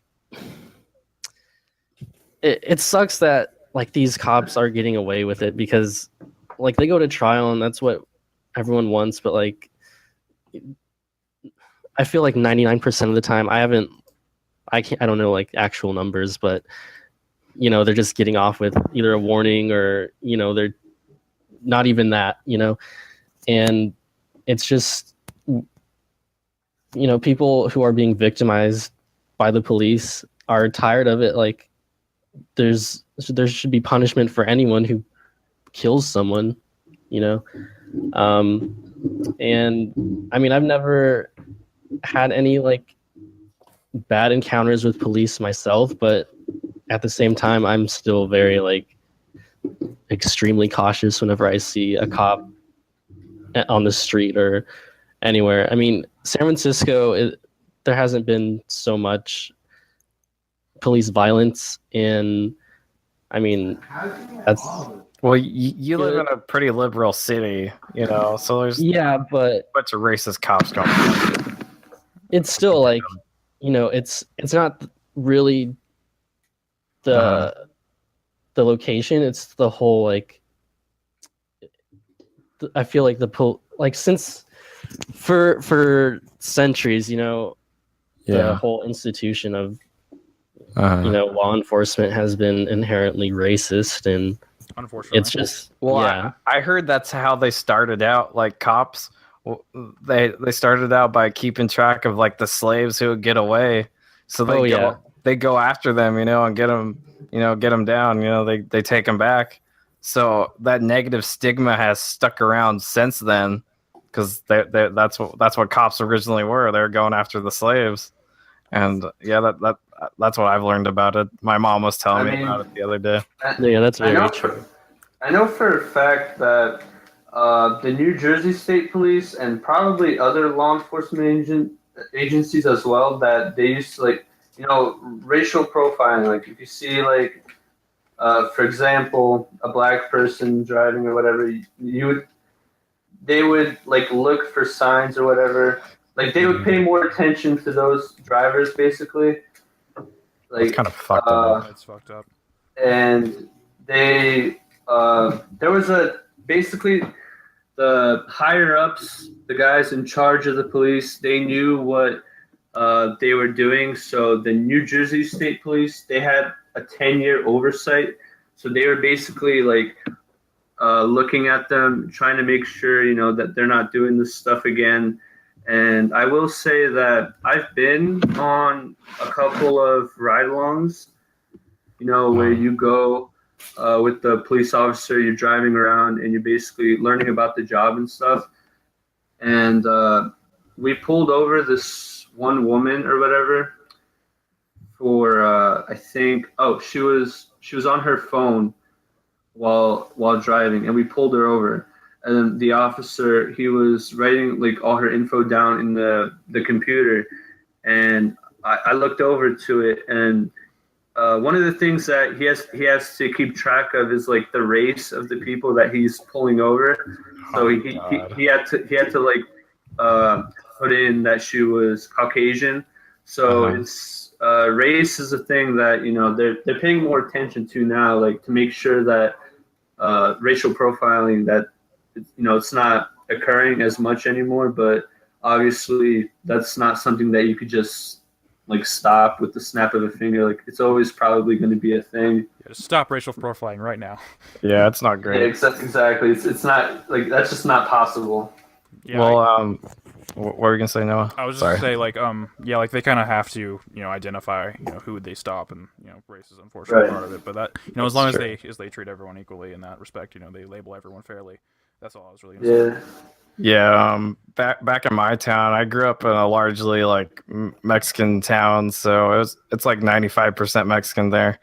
And anyways, some friends and I, we were going to my friend Jesus' house, and he said it's so nice that we have a white guy with us, so the cops won't look at us weird now. I was You like, were what the fuck? one of two white boys in your graduating class. Right? Yeah, exactly. That's my grandma shared on Facebook. That was so funny. Oh my god. Yeah, it's terrible. But whatever it is, what it is. Does anyone have any like funny cop stories? Funny cop stories. Anyone? Not really, I honestly. mean, I'll start. Go for I it. can start. Let's go for it. This was like when Pokemon Go was first a thing. Me and my one friend, we went to Princeton, New Jersey, to, you know, hit up the Pokestops as the kids do. And basically we went there because like that particular place, it's like a college town, you know, Princeton University. So there's a shit ton of people there, and it was the perfect spot to play Pokemon. Anyway, we were heading home. I was really tired, so I was like, I told my friend like, oh, you know, you can drive, whatever, it's fine. And so my friend, he asked me because we're parked on like the side or whatever, so it's like you have to pay like, what are those things called? Like you got to put quarters into the machine for parking or whatever. Yeah, just a Parking meter. Yeah, parking Some meter. things. And So he asked me like, oh, should I do a U-turn here or whatever? And I'm like, yeah, fuck it, man, do a U-turn. So he does the U-turn in my car, and then we get pulled over, and my friend is like freaking out because he's never been pulled over before, and I've never been pulled over before, and it's my car, and I'm not the one driving, so I'm like, well, this is gonna be interesting. Let's see where this goes. So the cop he comes up to the window and he's like, hey, he's a really nice guy. He's asking he tells us that, we made a U-turn where we shouldn't have. And then he was just asking us like, oh, what are you guys doing in Princeton? And so I'm just like, yeah, we're just playing Pokemon Go. And then he's just asking us about the game. He's like, yeah, I heard about it. Like, how does it work? And then we just had like a little like nice back and forth. Like I was trying to show him the game. Like I pulled out my phone. I showed him like how it works and stuff. And I was That's like, funny. hey man, you should download it. And then like he didn't give us a ticket or anything. He was just a nice guy. He let us go. Just a warning. But I thought that was kind of funny. Yeah, it's funny. Just a couple of days ago, actually, I had a run-in with the cops. So my friends and I we saw Dunkirk on Tuesday night. $5 Tuesday. Yeah, boy. Hell yeah, got to save that $5. $10 is too much for No one's worth it. Just exactly. give it to him. Anyways, my friend Nico and I, we were parked at the park, and you know how it becomes illegal to park at a park and chill there after a certain time period. Yeah. Mm-hmm. Well, anyways, my friend and I may or may have not been ingesting, some sort of substance. But anyways, Allegedly. yeah, allegedly, this may or may not be confirmed. But anyways, this cop comes up behind us. We were parked there. It was 12 at night, and he shines his light through the back windows. Oh man, we started fucking freaking out. So the smell of this unconfirmed substance, we couldn't get rid of that, but we could hide the stuff. So All right, it's donuts. Just say it. yeah, we're hiding the donuts anyways. And the cop comes up. He's like, "Oh, you guys know you're not supposed to be here after such and such time." And we were like, "No, we didn't know that, officer." And then he's like, "Oh, well, give me your guys' licenses." So we give him our licenses. Then he goes back to the car and he's checking it out and whatnot. And then my friend Nico was like, "Oh, we should eat a donut right now, and then we'll offer him a donut, see how much fun that'll be." We were just joking about that. and then he comes back, and then well, it was funny because we were listening to our podcast, episode 1. What? Yeah, it was a trip. This just happened. Yeah, it was crazy. It was last Tuesday. Oh, I thought you were gonna tell the story about like how you got pulled over recently. Oh no, okay. no, it's a totally separate, different time. Oh, okay. He's got a lot of excursions. Also, Yeah, in the last didn't see that And for the record, I'm white, so white people get pulled over too, and cops will definitely talk to you. It doesn't matter the race. Can confirm. Yeah. Well, anyways, what was I saying? Well, Donuts. yeah, donuts. We were eating donuts, but he comes up and then he gives us our licenses back, and he's like, "Yeah, you're free to go. Just don't hang out at public places after such and such time." And so we go about our day and night. And anyways, the cops like right behind us. And Nico's like, "Oh fuck, is he gonna wait for us? I fucking hate that shit." He's got to So, make sure you're leaving. Yeah, exactly. So we take off, and I get dropped off at home, and that was the end of that night. That was a fun Yeah, excursion full of donuts. Oh, so he didn't even question you about the substance? No, he didn't. Even Oh, though wow. you could obviously tell that there were donuts in the car. Just fresh He knows aroma of donuts when he donuts. smells them. Some nice I crispy. guess he Is didn't want is it still illegal in Washington? Yep, donuts are legal in Washington. Okay. Dank One of Yarnum the first donuts. places. Yep, thank you, Arnhem Nugs. No, Donuts. Not nugs. No, Donuts. No, those are bad donuts. Yeah. Well, if it's legal, what do you have to worry about? Well, not 21. Oh, that's a problem. and it, and Probably it's, at a park too. and donuts are illegal, yeah, in public places. So you can't be doing it in public. You have to eat them at home. That's the only requirement. Okay. That I feel like that's pretty reasonable. You can't drink out in Yeah, public, it's so- reasonable. Yeah. No, you can't. Well, you can. You just have to have a paper bag around it. I'm still just imagining his Yeah. actual donuts. Shout out to Cool Greg. Shout out to Cool Greg. That guy's a G. Just the way he walks. I wish I could walk that way. I mean, except for the whole poisoning the water supply thing, but he's owning up to that part. Yeah. Unfortunately. I So. once had the cops called on me at a Starbucks. Oh yeah, I remember that. What? Tell us that story. Please explain. Yeah. Okay, so this was like probably maybe a year ago. Basically, I was at work, and my job is I work at like this really big grocery store, and I'm like the cart guy. So I push like the carts up to the store, and then I put them away neatly in like the cart corrals. And so around like 9 or 10 o'clock, it gets really slow sometimes. So like what I would do, like back in the day, I guess you could say, is like I would just go to my car and like chill. And like this one week, I was just like, yeah, I want to watch some Netflix, or I was just like going through my phone. So what I would do is like I would drive over to Starbucks, which is like in the same plaza where my job was. So I would drive over to Starbucks and then just like take their internet and just like be watching Netflix or like listening to music and just like, going through my phone and shit. And then I did this like 3 days in a row. And so I guess, the employees, because this is around 10 o'clock, so they would be closing. So I would park there. And I guess they got suspicious because they thought that I was like stalking them, or like, I don't know, Scoping out the watching place them. for robbery. yeah, they thought it was suspicious. So It sounds Like, a I'm little just suspicious. Like just like looking back, like I definitely don't blame them. Like I probably wouldn't have done that, but I wouldn't blame anyone that like did, Mhm. So like out of nowhere, I see like these shining red and blue lights. And I'm like, shit. My initial thought was His heart through the floor.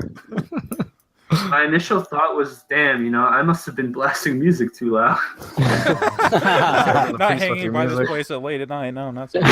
Yeah, and I roll my window down and I'm like, oh hey, well, I don't say it like that, but I'm like, hey, what's up? man? And So hang it, bro. the cop is just asking me like what I'm doing, and he asked me for my information. So I told him like, yeah, I work at the grocery store right over there, and I'm just here to grab the internet. And then he tells me like, the employees were concerned that I might have been watching them or whatever. I'm like, oh, that's what it was. And I'm like, oh, okay, I understand.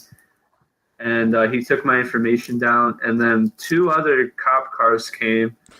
I'm like, damn.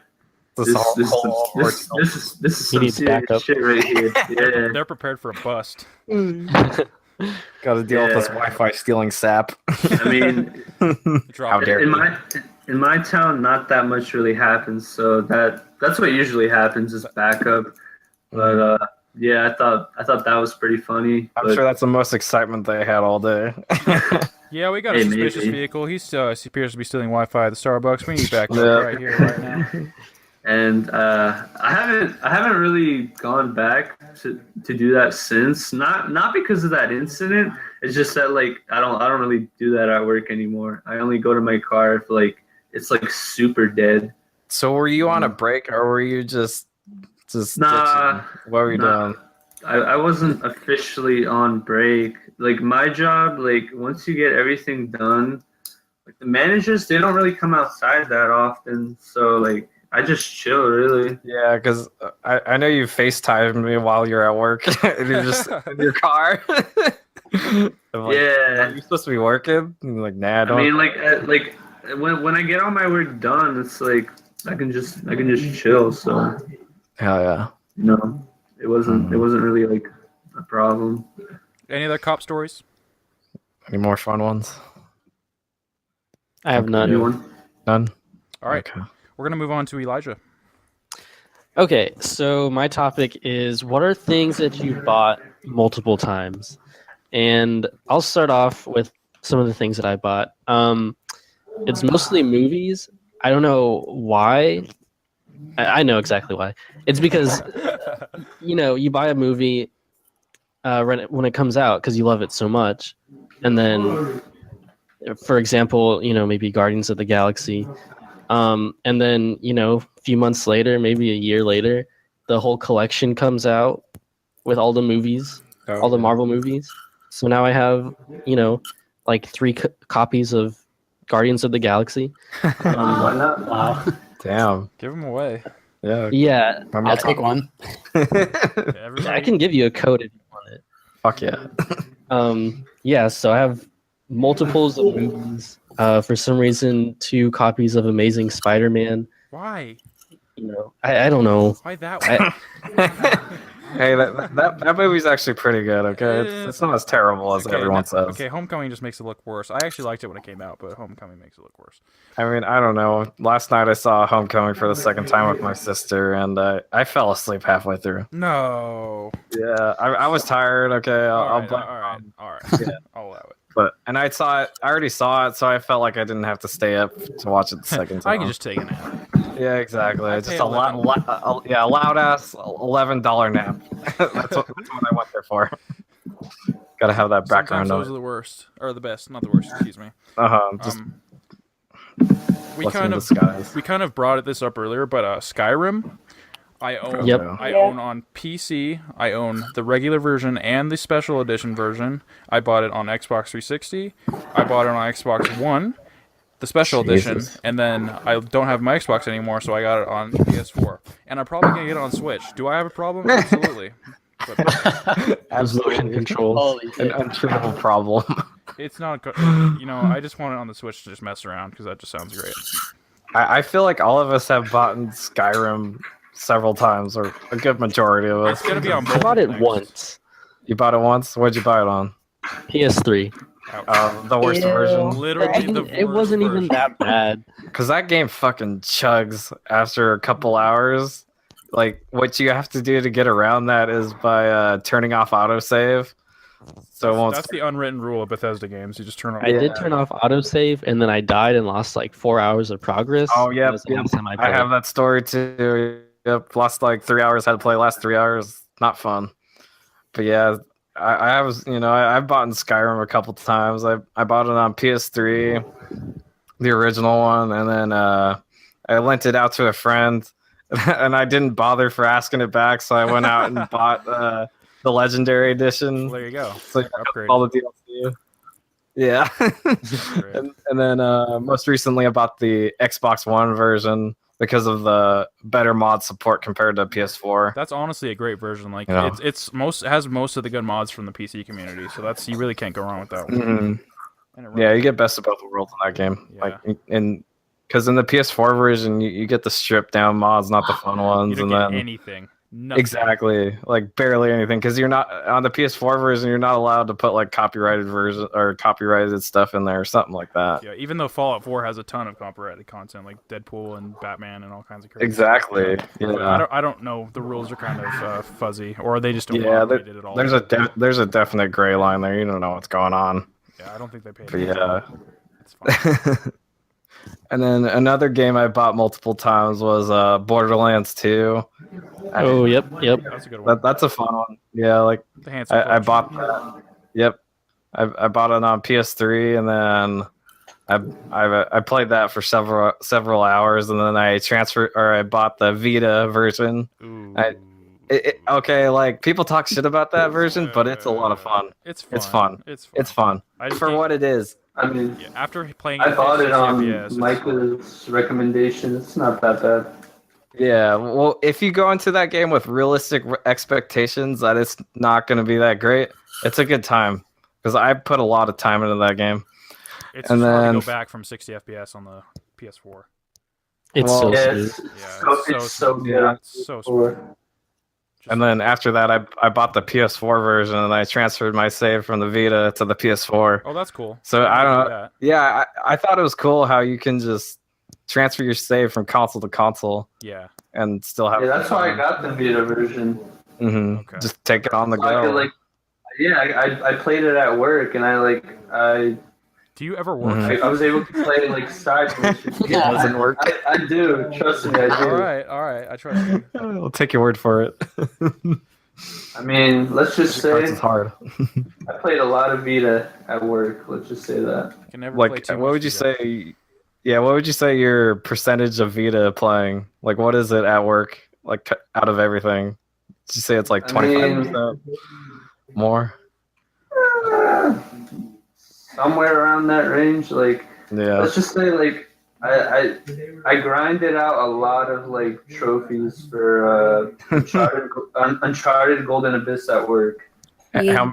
How many platinums have you gotten at work? At work? Yeah, I want to know. Question. Yeah. Not many. Probably like honestly like maybe one, and that's Uncharted.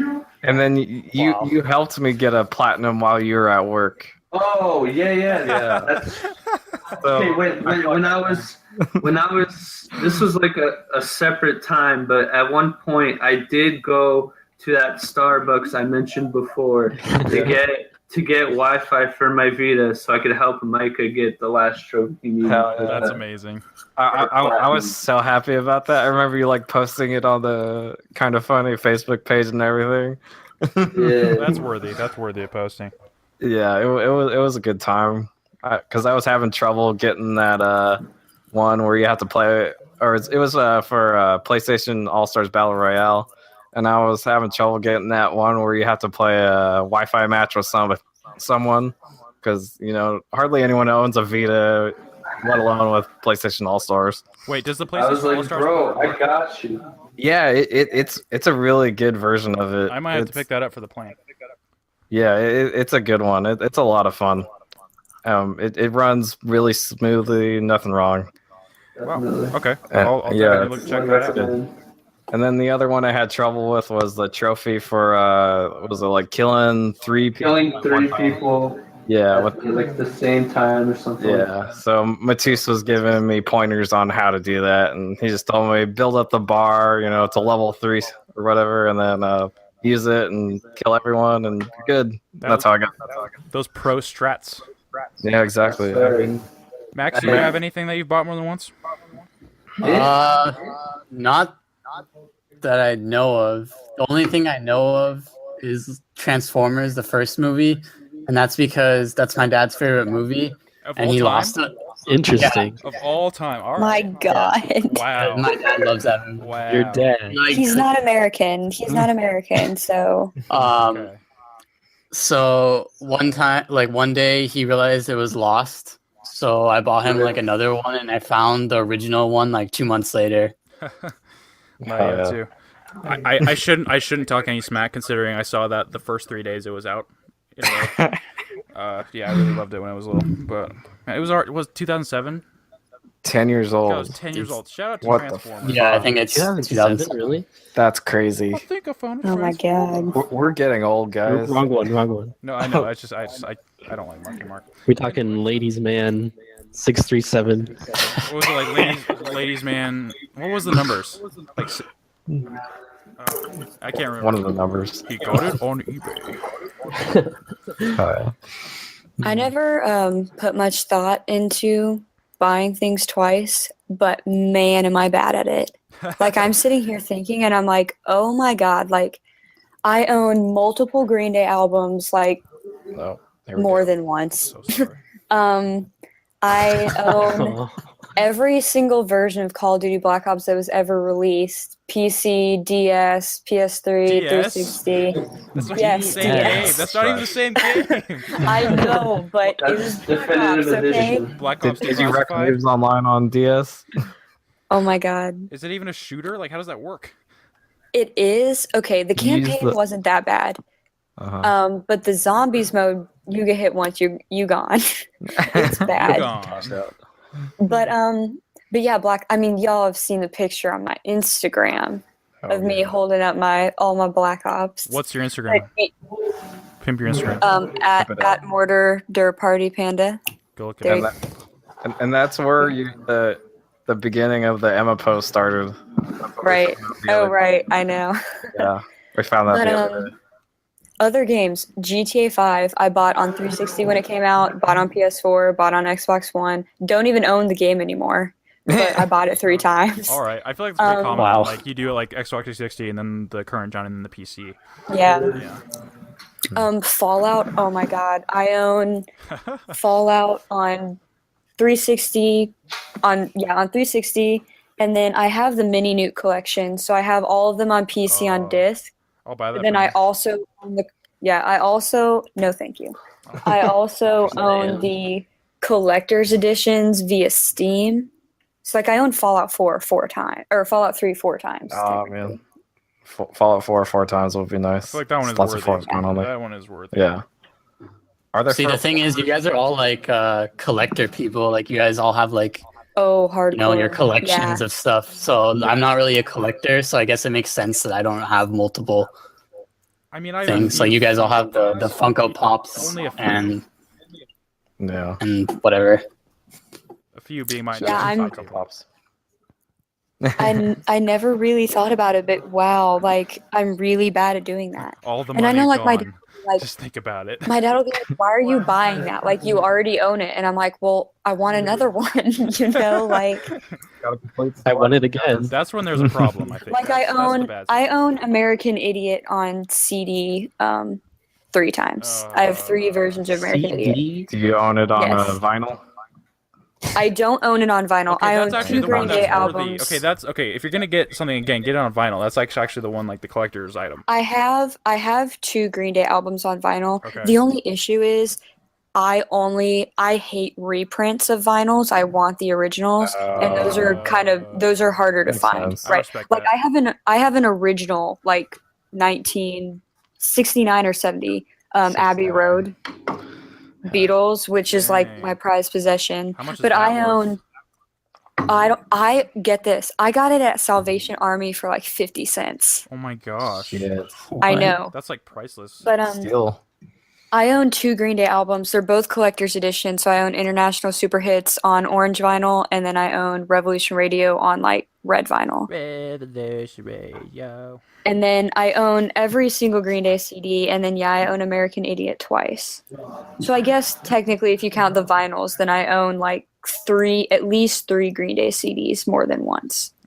Okay, so the average price for like Abbey Road, the Beatles original, is around like $250. I'm seeing one for $500, but that might just be. That's not ridiculous. so bad. So it's not terrible, but it's definitely you have something valuable in your hands. Yeah, I love old vinyls. I don't like reprints at all. Okay, no, I respect. I'm that. just not a fan of reprints. Well, same thing with CDs. Like all my Green Day CDs are original from the year they came out. None of them are reprints or Is it just a re-releases. quality difference. Yes, and I just like having the original. Like they came out, I think in 2013 when they released the trilogy, they released like Green Day's entire discography, and it was all their CDs, but they were in like those awful like paper cases, you know? Yep. Which is like what Revolution Radio is in one of those paper cases, but that's just how it was released. Okay. So like all the other ones are like the good old sturdy 90s plastic CDs. The So jewel case. Love that plastic. Like the PS1. Oh, yeah. Oh yeah, because of the PS1. Yeah. it's funny because like I have all my CDs in chronological order of release Oh my god. on my headboard. Alphabetic. As you should. And like I remember like me and my brother were going somewhere and I was like, oh, I'll let you pick the CD. And I showed him and he's like, but they're all Green Day. And I was like, So do you own any CD that's not Green Day? Oh yeah. Let me look at this CDs that I just have here. I have a ton of Beatles CDs, but the ones I have here, I have all my Green Day ones. Then I have Sum 41, All Killer No Filler, lit album. I have Dropkick Murphys album. I have a Pink's Greatest Hits. I have Katy Perry's Prism. And then I have One Direction's Live While We're Young single on CD. But why? Yeah, well, what I don't know. As long as you don't know either. Like, as long as you don't know. I'm not gonna lie, I do have One Direction album in my car. why do you have that? They're great. Everyone stop hating. Listen, man. Those first couple albums weren't that bad. Then they got big. That's like my main CD thing. But then I also have like where I keep all my Beatles CDs. So I have Please Please Me with the Beatles, Hard Day's Night, Beatles for Sale, Help, Sgt. Pepper's. Then I have both their anthologies. And then I have The Who Greatest Hits, Beach Boys Christmas album, and 10 great songs by Duran Duran. So You're really covering all the bases with these. oh yeah. I had a friend that he only had two 21 Pilots albums in his car, so that's what we listened to for 2 years while driving to school. God, garbage. I hate 21 Pilots. I actually grew to appreciate them, but maybe that was just from repetition, from literally like a year and a half of driving to school, which is Yeah, you kind of have to get used to that. Yeah, I mean they're fine. I don't have any really strong opinions about them, but yeah. I love CDs. Like, I hate digital's great and all, but like I love hard CDs. I'm the same way with games though. Like I want a physical game. I mean, Yeah, for me, I don't care about physical CDs. Like they can go down to fire. Like I'm fine with just using Spotify. Yeah. Yeah. Like you get that supreme quality, and then I only pay $5 a month because I use the student discount and all There's a that, and I student can discount? just listen. Yeah, there is. Yeah, there is. What? Yeah, $5. What? Yeah, a whole $5. You yeah, just changed my life. Thank you. How did you not know about that? I don't know. it's definitely worth it. Okay, so you can Yeah, it is download worth it. all your I pay the music, the $10 highest or quality. whatever. I pay the full price.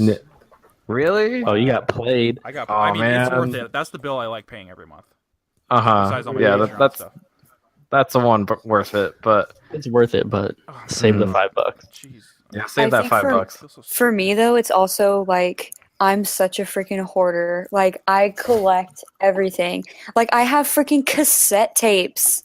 I mean, Jeez. right, like I have my Green Day Demolicious cassette, which was an album they released only on Record Store Day in certain record stores.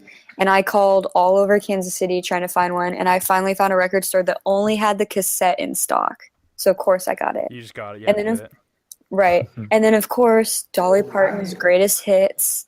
Can't live without that one. You really like that And Dolly then- Parton, don't you? Oh my god, I do. Perfect. And then I have Madonna's Like a Virgin on cassette. I Don't know where I got that. I listen to that but- song about Definitely 17 not a times a version. day at work. Just the I love 80s it. station we play, like it's seared in my brain at this point. Along with the Shape of You that everyone likes. Oh, that one. Ed Trash. Sheeran, trash. That sounds good. I'm a It's hater. not It's good. good. Don't take what I say with a grain of salt. I'm a hater. Yeah, we're all. Hey, Especially in it's music. an okay song, but just like every overplayed song on the radio, like you can only hear it so many times before you grow to hate it. We take Yeah, bets before you wanna on whether tear or your not fucking it's going to hair out. play in like the next half an hour or not. That's how many times it plays. And like my supervisor owes me like $5 for this. Just of fucking that great. song. Any other collections we've amassed of the same item? I mean, For me, I've bought 2 PS3s. Okay. So the first one I had, so it wouldn't connect to the internet, so I couldn't download any updates. I could only play like physical games. That's a problem. Was it Yeah. the OG PS3? No, it was the Spider-Man. Slim, just normal Slim one. Wow, okay. And then so a couple months back, I went and bought a fat PS3. Nice. It couldn't play PS2 games, but anyways, it seemed like it was in working order. and I got it, and it wouldn't play physical games. So I have a PS3. I have a PS3 that'll play physical games, but it won't connect online. And then I have one that'll connect online, but it won't play physical games. That's pretty funny. Hell yeah. You just have Yeah. like duct tape together, just like one like mega PS3. It's like No, yes, you go in there. PS6. after that happened, I just fucking put them in a box and forgot about them. I was like, I'm fucking done with You know, this that, generation. that, I Yeah. would, never that wanna would go to frustrate them. me so much, dude. Yeah, I went was through 3 PS3s.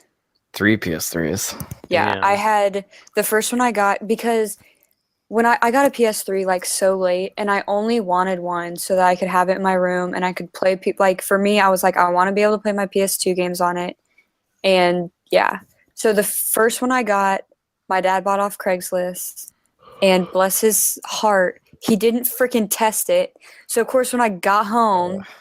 It yellow light, I mean, immediately. And I was like, really? Like, it wouldn't even turn on. So then, like, Bricked out of the this was back when I still worked at GameStop. So I went to GameStop. My manager hooked me up, you know. I got one of those old school ones. It worked for, like, a couple months, and then it yellow lighted. bricked. Yep. And then I lost all my progress on my platinums for the Jack games. And I was just done at that point. But I ended up getting a Slim, and it's the one I have now. And I honestly don't even know where it is. Oh, I do know where it is. It's sitting next to my Wii U, unplugged. My Wii U is plugged in and gets played more than my freaking PS3. If you don't want it, I'll take it. I want a PS3 just for Metal Gear Solid 4 because I don't have access to mine anymore, and I would really like that. I have it just for Jack now. Jack and Ratchet, that's about The it. Jack player. But I also own 2 360s, though. I got the black slim one when I was in like 7th grade, and that was like my upgrade, you know. And then for graduation, I went out and bought one of the old white like arcade ones because I wanted to have it on my graduation table. So like everybody, like all my friends signed it and everything. So I have like my white, yeah, like I have like my white Xbox that's like signed by all my friends, and like they put their gamer tags and everything on it. That's awesome. So it's like really cool. Yeah, That's pretty you cool. should keep that. That'll be a cool memory when looking back. I went through Does it 3 Xbox 360s. I had 3? I had, you know, the original, like the launch one, Red Ring of Death, of course.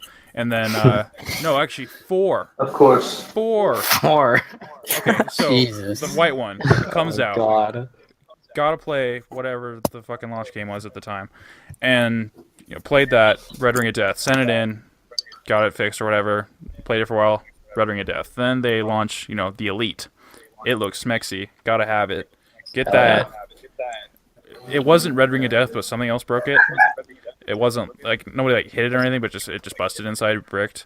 And so then got another one of those, and that one lasted like for the rest of forever. Like it's still chugging. Oh, Yeah. shit. Nice. Yeah, I have one of the original white ones, and it hasn't red ringed on me at all. That's very impressive. I know it's like inevitable, but yeah, it's very loud. Did you ever do the towel and trick, so- Noah? Oh, we did all the tricks. Believe me, we did everything. Just all the tricks? All Everything. The tricks. Everything on the internet? Could not play Halo 3, so had to do it. Mm-hmm. And the At other- least there were ways to get around the red ring, but like the yellow light of death is like death. there's nothing you can do. Yeah. Right. I mean, Well, you just lost everything. you can only prolong the red ring fucked. for so long. Like Right. it's like a looming force that's just like slowly collapsing. So eventually it's gonna get you. You can push it away. You can do all the tricks, but it's gonna you can only do it so much. Well, that's like Delaying the all the inevitable. old, you know, PS3s that could play PS2 games. Those were the PS1 ones that were like and PS1 games. Right. It was amazing. those were the ones that were Really? like freaking $500, $600 at launch. Yep. Like Yeah, absolutely 600. ridiculous. Yeah. crazy. And they like all will yellow light eventually, which is tragic because that's such a good system. It's the Like, sexiest come on, version. PS4. I mean, that might actually I want to play my PS2 games. objectively that might be the best PlayStation system since it can play all 3. But since it Yep. breaks, I don't know. See, that's Well, kinda like my Slim plays PS1 games, but it doesn't play PS2 games. No, Really? no PS2. Oh yeah, that's right. Actually, Yeah. yeah. Pretty much all PS3 systems play PS1 games. just Yeah, not they all PS2. play PS1, I but thought just there that was one generation that didn't. Like one SKU didn't play PS1 games. There might have. Like not this Well, one, like, but the one between the the Slim and only- that. Mm-hmm. I don't know. I probably have that one. the only fat ones that could play PS2 games were like certain gig, like the 20 gig and like the 120 gig. Which Like is They like had to have nothing the, now. like the SD card slot, Right. right? I had the 60 all these gig, which is just crazy small. It's like nothing. Imagine getting 60 gig PS4. You can't even fit one game on You there. couldn't You even can't fit even- Doom on yeah. it. No. Laters. my Xbox that I got originally, my Slim was a 4 gig. I had the 4 gig Xbox. Oh my god. You can't put anything on there. No. No, you. that's I mean, it before was you could fine up download until right. It was fine up until I was like, oh, I want to buy Assassin's Creed, and I'll just do it online. And then I was like, oh, Assassin's Creed is bigger than the entire storage of my Xbox. Yep. Did you So plug then in, I had to go out and get USB? one of those sexy 250 gig hard drives that I'm not even close to filling.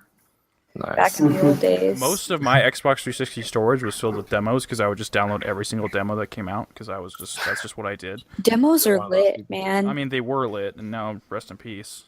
With Rest you- in Do demos. now we have betas. That's what demos are now. Yeah. Any other I just- collections or closing Nope. thoughts? Yeah. Nope. We're set. Not really. Okay. So Yeah. it's time for I Recommend, where one of us recommends to the group something for the others to check out. It can be anything. And last week, we were recommended by Elijah the wonderful cult classic film, Tommy Wiseau, acted, directed, written by The Room. What did you all Thank think of you. this beautiful film? Yeah, I want to know. Thank you so much for bringing it into my life. I have no idea how I've lived 19 years on this earth and I've heard of it, but I've never seen it because it's everything that I've ever wanted on steroids. It was amazing. It opened my eyes to new possibilities. Yeah, it showed me that a movie can be so bad that it can be so It good. really is like the epitome of the American dream. He went out to Hollywood. He made it happen. He made his dream happen. He still I don't know if thinks he it's went to great. Hollywood, but No, I believe he went to Hollywood. He went to Hollywood. yeah. I think. Somewhere. Okay. Yeah, I don't quote me on this. I don't know all the facts, but I was reading about it because I'm fascinated by this film. And what struck my interest was the Oh Hi Mark, The Force Awakens edit, which is just great. Everyone should go Oh watch it. my god, That you just sent us in our That group is chat. And amazing! when he throws the football at his head, there's such good editing. Everyone go check Right, that out. the editing was so good. I was So like, good. wow. Yeah, I was blown away by the editing alone, not to mention the comedy factor. But yeah, that was my first exposure to that scene and him, Tommy Wiseau himself. And so I just kind of, saw that a while back. I thought it's funny. I don't know what it's from. I'm sure I'm missing something. And then just it kind of crept up slowly. I'd see a little bit more every so often on the internet. Until the trailer for The Disaster Artist came out, which is the Seth Rogen James Franco. movie, and I was like, all right, I gotta know what this is about. So I go to YouTube, I go see everything that's wrong with The Room, CinemaSins. I watch that video. I'm like, what is this movie? I'm fascinated by it. What was riveted the by it. score for it? I'm riveted by it. It had probably I think they do their ratings by sins, and I think it had the most sins out of any of their films that they've reviewed. Yeah. It's just a completely asinine number that they just went completely hyperbolic with. So yeah, I was just fascinated by this film, and I read a little bit about it, and then so Elijah said, living in San Francisco, you recommended it to us, and you said they always show theater showings, and I watched a bunch of videos of people reacting in theaters, and people, when you're tearing me apart, Lisa, Oh my god. It was great. When the whole crowd just erupted with "You're tearing me apart, Lisa," or whatever. Sorry, I can't do his voice very well because nobody else can. Yeah, it's fascinating. I want to know what everyone thought about it, because Emma liked it. What do you think about it, Max? I thought it was really funny It was really funny. just because of how bad it was. It's supposed to be a serious drama, which is my favorite part about it. Yeah, Right. Yeah. very serious. Acting was terrible. They had no emotions in their face until soundtrack- the besides soundtrack, dude.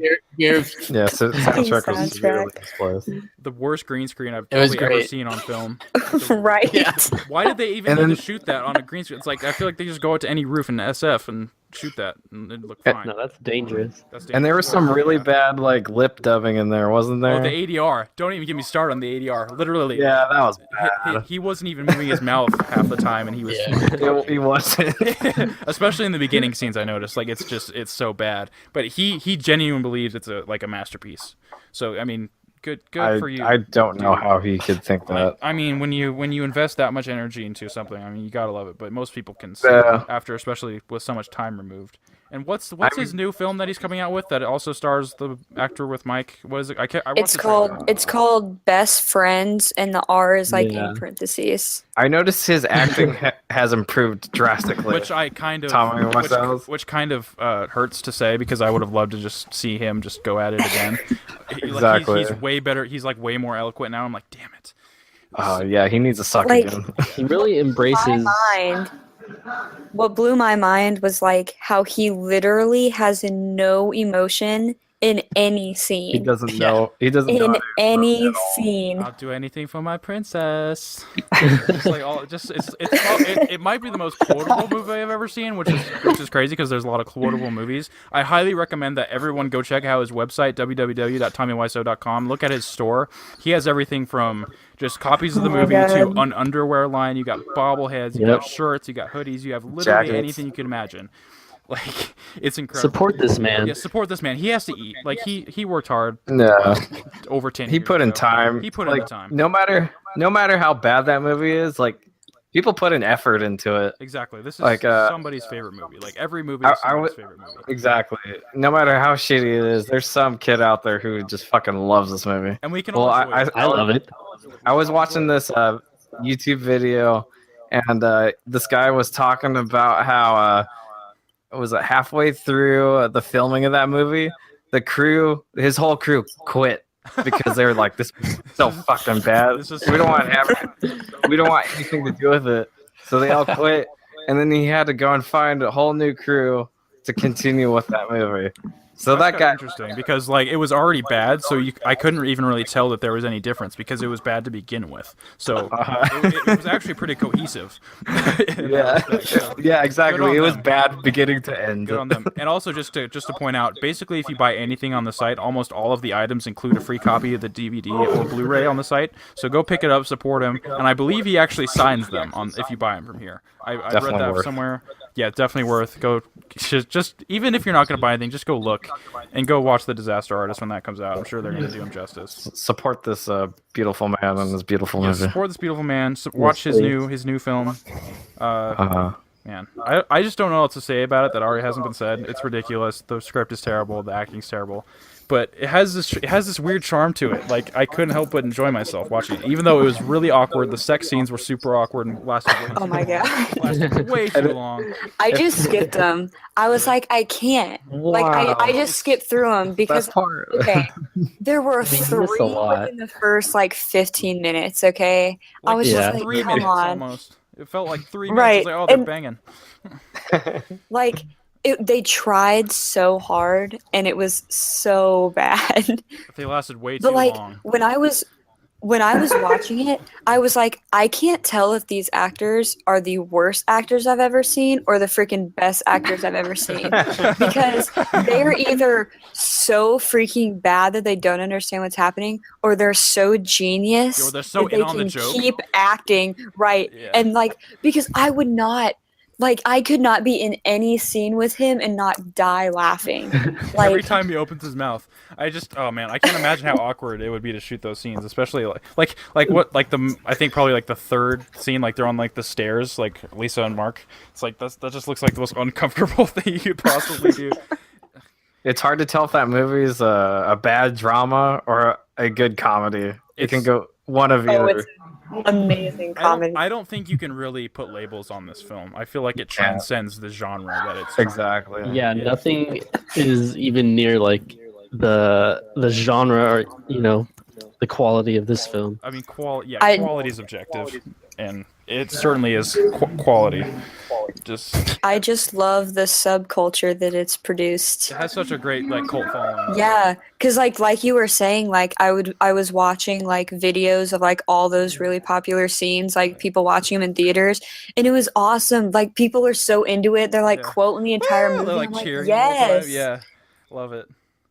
When he freaking pushes her back, right? He freaking pushes her back down on the couch. Yeah. Oh my god! He does Everyone's it like like, 3 times. yeah. He does it like 3 times. I Like know. they sit down, they stand up, he pushes her. They sit down, they talk a little bit, and they stand up and he pushes her. It's rinse repeat. It's And so good. I love how Danny's character would show up at like random times. He'd come The in. and be freaking like, beginning, just they're trying to freaking bang, Yeah. and then Yeah. he just He's- pops in, and starts a pillow fight. Yeah. It's like, okay, And then- okay, Denny. And then when he shows up and he's like, "Oh, you know, where's Johnny at?" He's like, "Oh, he's not here. I just want some sugar." And then he just leaves. He's like, what possibly could this bring to the story? Yeah. It's he claims that everything in the film was done intentionally, but I feel like that's giving himself Bullshit. and the whole crew a lot more credit Yeah. than it It was deserves. all unintentional comedy. I feel like Does anyone know like what age they were supposed to be? no idea. Because like the Danny's supposed to mom, be in, like- the mom seemed like 65, but then like the actress of Lisa, she seemed really young, so it was really weird because Yeah. like I- a teenager like talking to a really old mom about like these problems, Well, she was in like her. but like I she's looked probably up- like 25. Yeah, I looked Yeah. up her age, and she was in like her mid-20s when they filmed it. So That sounds about right. I feel like the mom was probably the best acted. Like honestly, that was like the #1 comment on the YouTube video that I watched too. like I it's all definitely bad. have breast cancer. Yeah, don't worry about it. It's like, Oh my I'm God. dying. Oh, I definitely have the test I got. I Back. definitely have breast Oh, don't worry about it. Don't worry about it. Like, I don't think anyone's ever said that in real life. I know.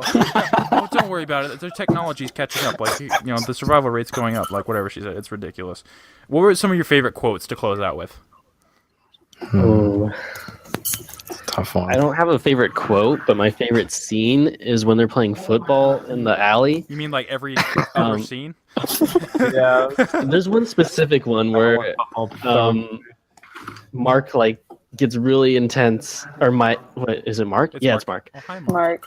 Yeah, he gets really intense and like I think he tackles someone and or he just like chucks the ball at them. I don't remember, but like whichever one that was, my Yeah. favorite part. Well, and they're like on like the suits, and then like like the guy trips because he's like supposed to be like the nerd or whatever. Like, Oh yeah, Yeah. the psychologist, The psychologist. guy. Yeah. but you're a psychologist. Literally every scene in this movie. You can quote. I feel like if you don't know what this film is, like go look up the flower shop scene. Like that just really sums Oh, up. Like that's just, the like, one I sums was- up- Oh my God, like he yes. just walks in. Hi, oh, doggy. Hi doggy. I didn't see you there. Oh, I didn't know it was you, Johnny. You're my favorite customer. Bye. Like that's it. It's just so the flow of that is so weird. It's so choppy and it cuts. disjointed. It's so disjointed. Like the ADR and that. It's like they're like, oh no pauses. We just got to keep going. Keep Yeah. It's like, Yeah. did that actually mean- happen? going. The whole thing. Oh, who does it? Okay, My she's like, favorite I didn't scene- notice it was you, Johnny. It's like nobody else looks like Johnny. Nobody. Right. My favorite scene Grease still up has with to be the I didn't hit her one. I did not hit her. It's just classic. I mean, yeah, that's really what. Well, like, it's and for me too, it's like my brothers used to say that all the time. Like they would just say that all the time and quote that all the time. They've never seen this movie. That's You know, they just picked it up through the internet. Yeah. Right, and I like never even knew what it was from, and then I was watching it, I was like, no freaking way. I was like, that's This is from this it. movie. This is it. I did not hit her. Whatever it was. Apparently, like the. Oh, hi, Mark. Oh hi, Mark. One of the like mainstays of the Disaster Artist trailer is like him like repeating that over and over again. He claims that was bullshit. That it actually didn't take like 67 takes or whatever. But who knows? Who knows what comes out of his mouth is true. Any closing thoughts? I mean, what else can we say? It's like, just go watch it. You need to see it for yourself. 10 out of 10, highly recommended. Highly It's an Masterpiece. experience. It is an experience. So it's like It's a 10 out of 10 bad movie, but it's like a 1 out of 10 good movie. It's not like Suicide Squad where I just wanted to strangle myself after watching it. Like I Like actually, this is so bad, Right. it's there good. was It's enjoyable. There's entertainment value here, and I'd love to Yeah. see this in a theater with a bunch of people. Like, Me too. That would be so fun. awesome. To do. It would be so That'd be awesome. the best experience ever. Let's just have a showing at like Kind of Funny Live 4 or Kind something. of like like that. 4 screening at the Alamo or Yeah. whatever. Oh man, that'd be Or so local cool. theater, wherever Heel Kick was. Mm-hmm. That'd be awesome. No, yeah, that's where they do it, like these small little theaters.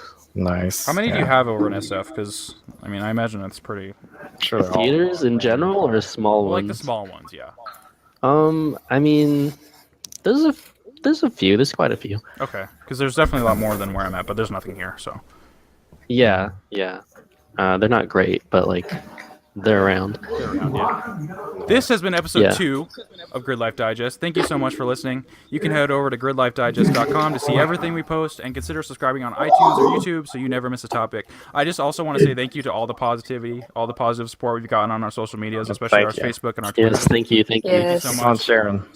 Keep on sharing, spread the love, spread Keep the on show. liking. Keep on watching. Keep on watching. love your Leave us a support. review. Do all that stuff. We'll be back next Wednesday with another conversation. Hold the phone. What? Do we have a recommendation for next week? Oh fuck. Oh, that's true. Oh fuck. Yeah, we almost forgot that. Emma, you had the recommendation, right? Oh, we're gonna go with that one. Yeah, sure. I mean, All right, yeah, sure. might as well. So I also have a movie to recommend.